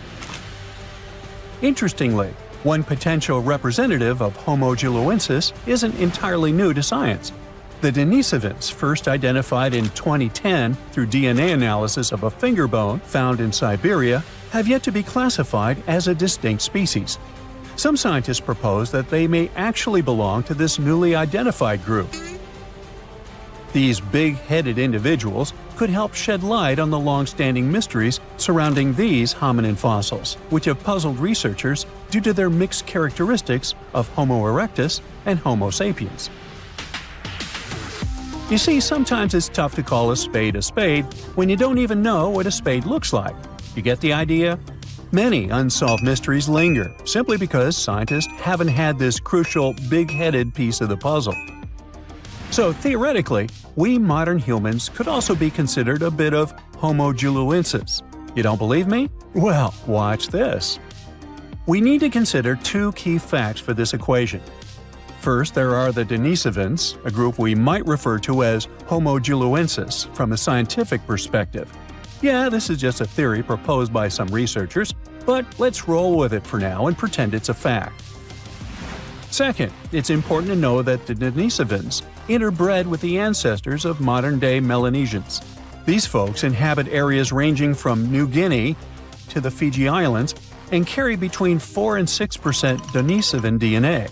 Now, you might not personally have those genes, unless you've been tested, of course, but the key takeaway here is that there are modern humans today who share genetic links with the Denisovans, or Homo juliensis, or big heads if you prefer. Now, that all sounds pretty plausible. Let's unpack step by step how it happened.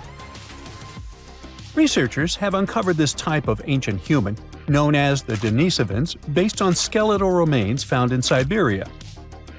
These ancient humans coexisted and interbred with modern humans, adding yet another layer to our understanding of human evolution. Named after the Siberian caves where their fossils were discovered, the Denisovans are believed to have roamed widely across Eurasia. Evidence indicates that the Denisovans lived alongside Neanderthals and interacted with early Homo sapiens, possibly around 50,000 years ago. A team of scientists successfully sequenced a complete genome from these ancient hominins using nuclear DNA extracted from a finger bone. This discovery reveals that at least 4 distinct human groups existed during the time when anatomically modern humans began migrating out of Africa. Alongside modern humans and Neanderthals, we now have to consider the Denisovans and another small human species from Indonesia, often referred to as the Hobbit, when discussing our evolutionary history. One intriguing question that arises is why Denisovan genes are predominantly found in modern Melanesians, yet absent from other Eurasian populations. Remember that 4 to 6%?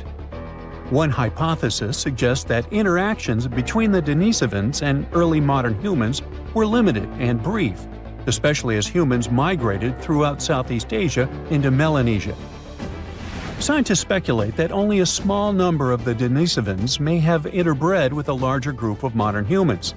This could explain how the Denisovan genes made their way into the gene pool despite the likelihood of infrequent encounters. Anyway, the more scientists dig into our past, the more fascinating things they uncover about our ancestors. Take Neanderthals, for example. Did you know these guys were responsible for creating the very first piece of art ever? I had no idea. But a 2018 study of ancient cave art in Spain revealed what are now considered the oldest known artistic creations. We used to think Neanderthals lacked the cognitive skills needed for art, but it turns out they were actual art pioneers. Not only did they create art, but they also seem to have invented hashtags thousands of years before Chris Messina did it in 2007. Right, I'm kidding, but you'll soon get why I mention hashtags. The artworks found in several caves in Spain include simple hand stencils, a ladder-like drawing, and various other markings. Until recently, these prehistoric pieces were believed to have been made by early humans. But new testing methods suggest they're much older than we thought. Above all, the earliest recognized Neanderthal artwork, which looks like a hashtag, was discovered in Gibraltar back in 2014. To determine the age of these artworks, scientists employed advanced dating techniques using eHarmony and Match.com. Oops, wait a minute, wrong dating techniques. They actually used uranium and thorium radioisotopes instead of the traditional carbon dating. Once the necessary tests were completed, they confirmed the art was approximately 65,000 years old, 15,000 years older than the previously oldest known art from Indonesia. At that time, the only species around were Neanderthals, so it's safe to say they were behind these creations. Modern humans didn't arrive in Spain until about 20,000 years later. Hey, it was a long commute. That rules them out as the hashtag creators. The hand stencil was likely created intentionally, with the artist preparing the pigment and applying it over their hand. Plus, the caves also contain a collection of painted seashells that are an astonishing 115,000 years old. Some of these shells have been drilled, suggesting they might have been used as jewelry. Some specialists argue that the fact Neanderthals created art hints that they might have also had some form of spoken language. So maybe it's time we fully embrace Neanderthals as part of our lineage. They're humans too, just a different branch of our family tree. While these findings are intriguing, some experts remain skeptical about the new dating methods, claiming they're not entirely convinced. Hey, what do you think? Share your thoughts in the comments. Back in December 2012, a lot of people were freaking out over the idea that the world might end in some catastrophic event. And it was all thanks to the famous Maya calendar. This ancient way of tracking time had been the subject of endless speculation. But one of its biggest mysteries was definitely an 819-day count found in some versions of the calendar. No one could explain why it was there or how it worked, until recently, when a group of researchers from Cambridge might have finally cracked the code. First things first, how does the Maya calendar work? So the system the Maya civilization used to track days was based on something we now call the calendar round. Think of it like 3 interlocking gears. These are 3 cycles working together. The first is a 365-day solar year, known as Hab. The second is a cycle of 20 names. And the third is a cycle of 13 numbers, which forms a 260-day sacred calendar, called Solkin. Just like we'd say something like December 25th, 2025, they named their days based on how these 3 cycles lined up. For example, here we have the day 3 Manik and the 14th of the month Hop. It takes 52 years for the 3 cycles to align in the same way again. After that, the days start repeating. But this is where things start to get more complicated and mysterious. On some Mayan monuments, we have also found enigmatic inscriptions pointing to the existence of another cycle, the 819-day count. There are about 20 examples of these inscriptions, mostly found in places like Palenque and Yaxchilan in Mexico. So it didn't seem random at all, and this calendar must have been hiding a big secret. Early research showed that the 819-day cycle was represented by one of 4 colors and the cardinal directions associated with them. Black was tied to the west, red to the east, white to the north, and yellow to the south. Researchers also discovered that this period of time could be broken down into 3 smaller cycles.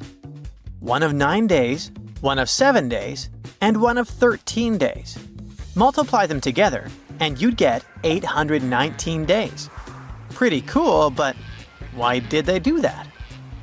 This color scheme and the 3 cycles seemed like a basic level of interpretation, and experts were pretty sure its real purpose was still hidden from us. Another thing researchers noticed is that this strange count of days was mostly shown using a Y glyph, followed by a number. But in some cases, they also added a glyph representing Kawil. This was a powerful Maya deity, often associated with creation and lightning. He was usually symbolized by a torch coming out of his forehead, representing the spark of life. But in the 90s, a study suggested that when Kawil's inscription showed smoke and fire coming from his forehead, it could actually represent the planets Jupiter or Saturn, or maybe even both. Wait, that means that the 819 days count could be linked to both planets in some way. From there, research focused on figuring out what that link might be. The first conclusion is that this calendar might have helped the Maya track the movements of those planets in some way. Then they started noticing something interesting. These cycles could be specifically tied to the synodic periods of Jupiter and Saturn. By synodic periods, we mean the time it takes for a celestial body, like a planet, to return to the same or nearly the same position as seen from Earth. While this possibility was pretty exciting, something didn't quite add up. Each planet moves very differently, and trying to fit multiple planets into an 819-day span just didn't seem to work. In other words, this 4-part color-coded calendar system was simply too short to align perfectly with the synodic periods of the visible planets. So it looks like we're back to square one. This mystery had people scratching their heads for ages, until 2023, when specialists realized they might have been looking at it all wrong. Researchers actually needed to shift their perspective. Instead of seeing this system as 819 days, they needed to consider the number as representing timelines.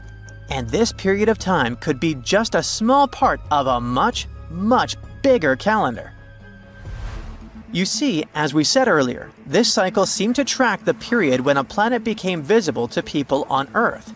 To prove that these 819 cycles were timelines, not actual days, researchers needed a planet that could serve as a starting point to back up their theory. In this case, it was Mercury. And there's a pretty simple reason for that. Mercury's synodic period is 117 days, which fits perfectly into the calendar count. I mean, if you take 1819 and divide by 117, you get the number 7. So, Mercury is the only visible planet whose synodic cycle fits neatly into this period as whole numbers. Perfect. Now they had a solid starting point. From there, they needed to expand the calendar by increasing its length to 20 periods of 819 days. Suddenly, a pattern emerges. And just like that, all the synodic cycles of the planets fit perfectly into the system. For example, Saturn's synodic period from 378 days lines up perfectly after 6 819-day cycles. Venus aligns every 5 cycles. Jupiter every 19 cycles. And Mars, which takes the longest, needs 20 cycles. In other words, it takes about 45 years for Mars to align with the synodic periods of all visible planets. So, this is how researchers determined that the ancient civilization wasn't referring to days, but rather to timelines. The Maya astronomers came up with this count as part of a larger calendar system of 20 periods. But then a question comes up. Why was studying the synodic period so important to the Maya? Well, we don't have super specific answers about this mysterious calendar yet. But what we can say for sure is that the Maya truly believed in the powerful influence of the cosmos on daily life. So maybe they wanted to analyze how the movements of all the visible planets lined up with their other calendars. Of course, this system is just one part of the Maya's amazing and advanced understanding of astrology. And it wasn't just about using astrological cycles for planting and harvesting. They also had crazy specific knowledge, like how to predict solar eclipses. Archaeologists believe the Maya connection to the stars is reflected in the ruins of their world. Take the famous pyramid in the ancient city of Chichen Itza, located in Mexico's Yucatan Peninsula. If you look closely at the base of its staircase, you will see a snake's head carved in stone. But here's the coolest part.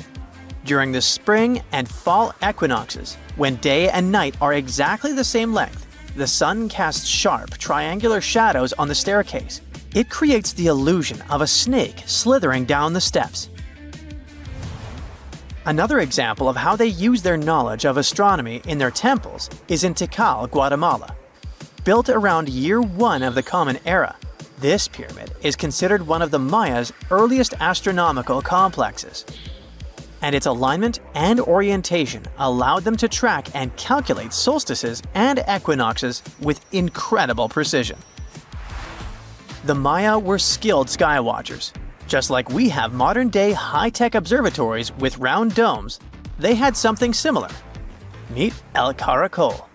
The name means snail in Spanish and refers to the spiral staircase inside the tower. Built around 906 Common Era, it was the perfect place to observe all the changes in the sky and track the movements of the sun, moon, planets, and stars. Unlike us today, with our telescopes, satellites, and advanced tools, the Maya relied entirely on naked eye observation, and that makes their achievements even more incredible. We all know some iconic symbols. The Statue of Liberty screams USA. The Eiffel Tower represents Paris. And this mask? Undoubtedly, it's Tutankhamun's, right? Sometimes it feels like historians have squeezed every last drop out of the King Tut story. But guess what? The most obvious details often slip right under our noses. Like the fact that this famous mask didn't actually belong to him, nor was it ever meant for him. Stick with me for the details. Can we get a close-up of that mask? Thanks. See those holes? Yep, they're for earrings. And no, it's not that they had anything against jewelry, but back in ancient Egypt, earrings were typically worn by high-status women or kids. Now, if you know your history, you might say, but Tut was a boy king, wasn't he? You're spot on. He began his reign at just 9 years old. Sadly, that didn't last long as he passed away at a very young age. So when he was 9, he might have worn earrings, but he probably took them off when he hit that no earrings age. Sounds reasonable, right? Actually, not quite. That would have been pretty strange since nobody expected him to pass away young. Certainly not at 9. So no one was preparing a kid's mask for a burial. It's this untimely demise that suggests the mask used was simply the best option available when Tut passed away. There are more clues pointing to the idea that the mask was found in a hurry. Let's think about this. Even though Tut was mummified and his body could wait a bit, his loved ones wanted him to reach the afterlife ASAP. Some experts even believe the paint in the tomb was still wet when it was sealed. But look at his mask. It's a masterpiece. There's no way it was made in a rush. It's way more elaborate than other simpler cartonnage pieces. The renowned mask of King Tut stands 21 inches tall, adorned with precious stones, and features a golden beard that weighs 5.5 pounds, making the entire mask 22.5 pounds. Okay, I'm a bit confused here. So it seems like it was probably a kid's mask, but it had a beard? I've never seen a 9-year-old with a goatee, and I'm guessing you haven't either. Just think about it. A grown man's face compared to a kid's face. Fun fact for you, our faces pretty much stopped growing at the age of 16, so by 19, Tut would have definitely had the face of an adult man. Can you imagine trying to fit a relatively small kid's mask on a grown man? That would have been super embarrassing, and no one would have let that happen. Right, let's dismiss the kid's theory. Now, the second option, if you remember, is that the mask could have originally belonged to a woman. This is where the beard theory comes into play. Some researchers believe the beard might have been added later on. Here's another twist. What if the mask was actually made for Nefertiti herself, who ended up maskless? In this case, there are two discoveries. Two birds with one stone. For now, it sounds like a conspiracy theory, I know. But let's give it a shot and delve deeper into the details. So, Tut passed away in around 1323 BCE, probably due to malaria. He had other health issues too, like when he broke his leg, and records suggest he wasn't in the best shape. As for Nefertiti, we have no solid data about her demise. Plus, nobody knows exactly when or where she was buried. The supposed year when she passed away is around 1330 BCE, but she could have lived longer, and the mask was intended and prepared for her. Or maybe they just took her mask right from the burial chamber. After all, they were family. Well, sort of. She was said to be his stepmom, having been married to Akhenaten, who was likely Tut's father. But this is not 100% accurate. Some scientists doubt it. Ah, these ancient Egyptian families. It's hard to keep track of who's who. I know, you're not yet convinced that Tut wore a lady's mask. Let me share one more theory with you. Meet Howard Carter, the enthusiastic archaeologist who discovered Tutankhamun's tomb. It was located in the Valley of Kings outside Luxor and, to everyone's surprise, was nearly intact. When he entered, he noticed something odd. This didn't feel like a pharaoh's burial chamber. It was classy and all, but it had a vibe that suggested it was made for a woman. Typically, Egyptian pharaohs had larger tombs that suited them better, and even more strangely, it was oriented to the right of the entrance. This didn't add up. That orientation was typical for female chambers, which Egyptian queens used. Another red flag was that the chamber appeared to have been built in stages, and all the artifacts, around 2,000 of them, seemed hastily placed there. Even more curious, they looked like they were meant for other royals. Carter discovered this burial site in 1922, but it remained a mystery as to why it was so bizarre. Almost a century later, Nicholas Reeves thought he may have solved the puzzle. He claimed that King Tut might not have been the original resident of the tomb. Instead, he suggested that the undisturbed resting place of the legendary Queen Nefertiti could be hidden behind the walls of the boy king's burial chamber. Nicholas studied high-resolution photos for months, meticulously examining every pixel. One day, he focused on detailed scans that revealed the texture of the tomb's walls beneath layers of paint. He spotted what he believed to be outlines of two doorways that had been blocked and plastered over to hide them from view. The more he looked, the more it seemed real. Could it be a tomb within a tomb? Nicholas theorized there was a hidden storeroom behind the western wall of King Tut's tomb, and his chamber might just be the outermost section of a larger corridor-style network of rooms. It all sounds fancy, but sorry to break it to you, Reeves' theory was debunked. To find out if he was onto something, experts had to use ground-penetrating radar to see the unseen. Reeves' idea was that if there were gaps, it could indicate the presence of additional rooms. And at first, in 2015, one expert even thought he had found a hidden room. But the glory didn't last for long. A year later, after double-checking, it turned out there were no hidden doorways. By the way, Nefertiti isn't the only legendary woman from Egypt whose burial site remains a captivating mystery. There's a cool legend about Cleopatra that you might enjoy. It's said that she once declared, "No man will ever find my tomb." Kind of fitting, right? After all, the person who's come closest to uncovering her final resting place is a woman.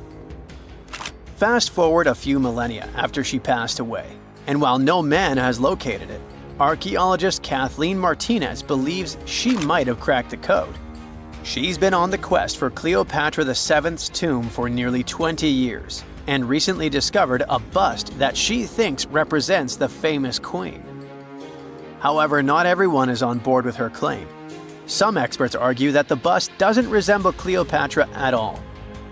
Alongside this intriguing marble statue, Martinez's team also unearthed 337 coins, some of which, less controversially, feature Cleopatra's likeness. But the real part is that it's still not officially confirmed. There's no doubt about the existence of the small bust. It's carved from white marble, fits in one hand, and shows a woman wearing a royal crown, according to a translated statement from the Egyptian Ministry of Tourism and Antiquities. The big question, though, is who it actually depicts.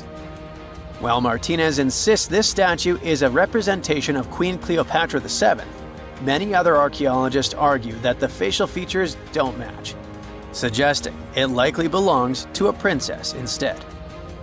Sorry, I can't resist the temptation of breaking the magic for a moment. Some folks believe that the whole idea of "no man will find my tomb" is misunderstood. Even if she did say it, what she probably meant was "no living soul," and it wasn't about gender at all.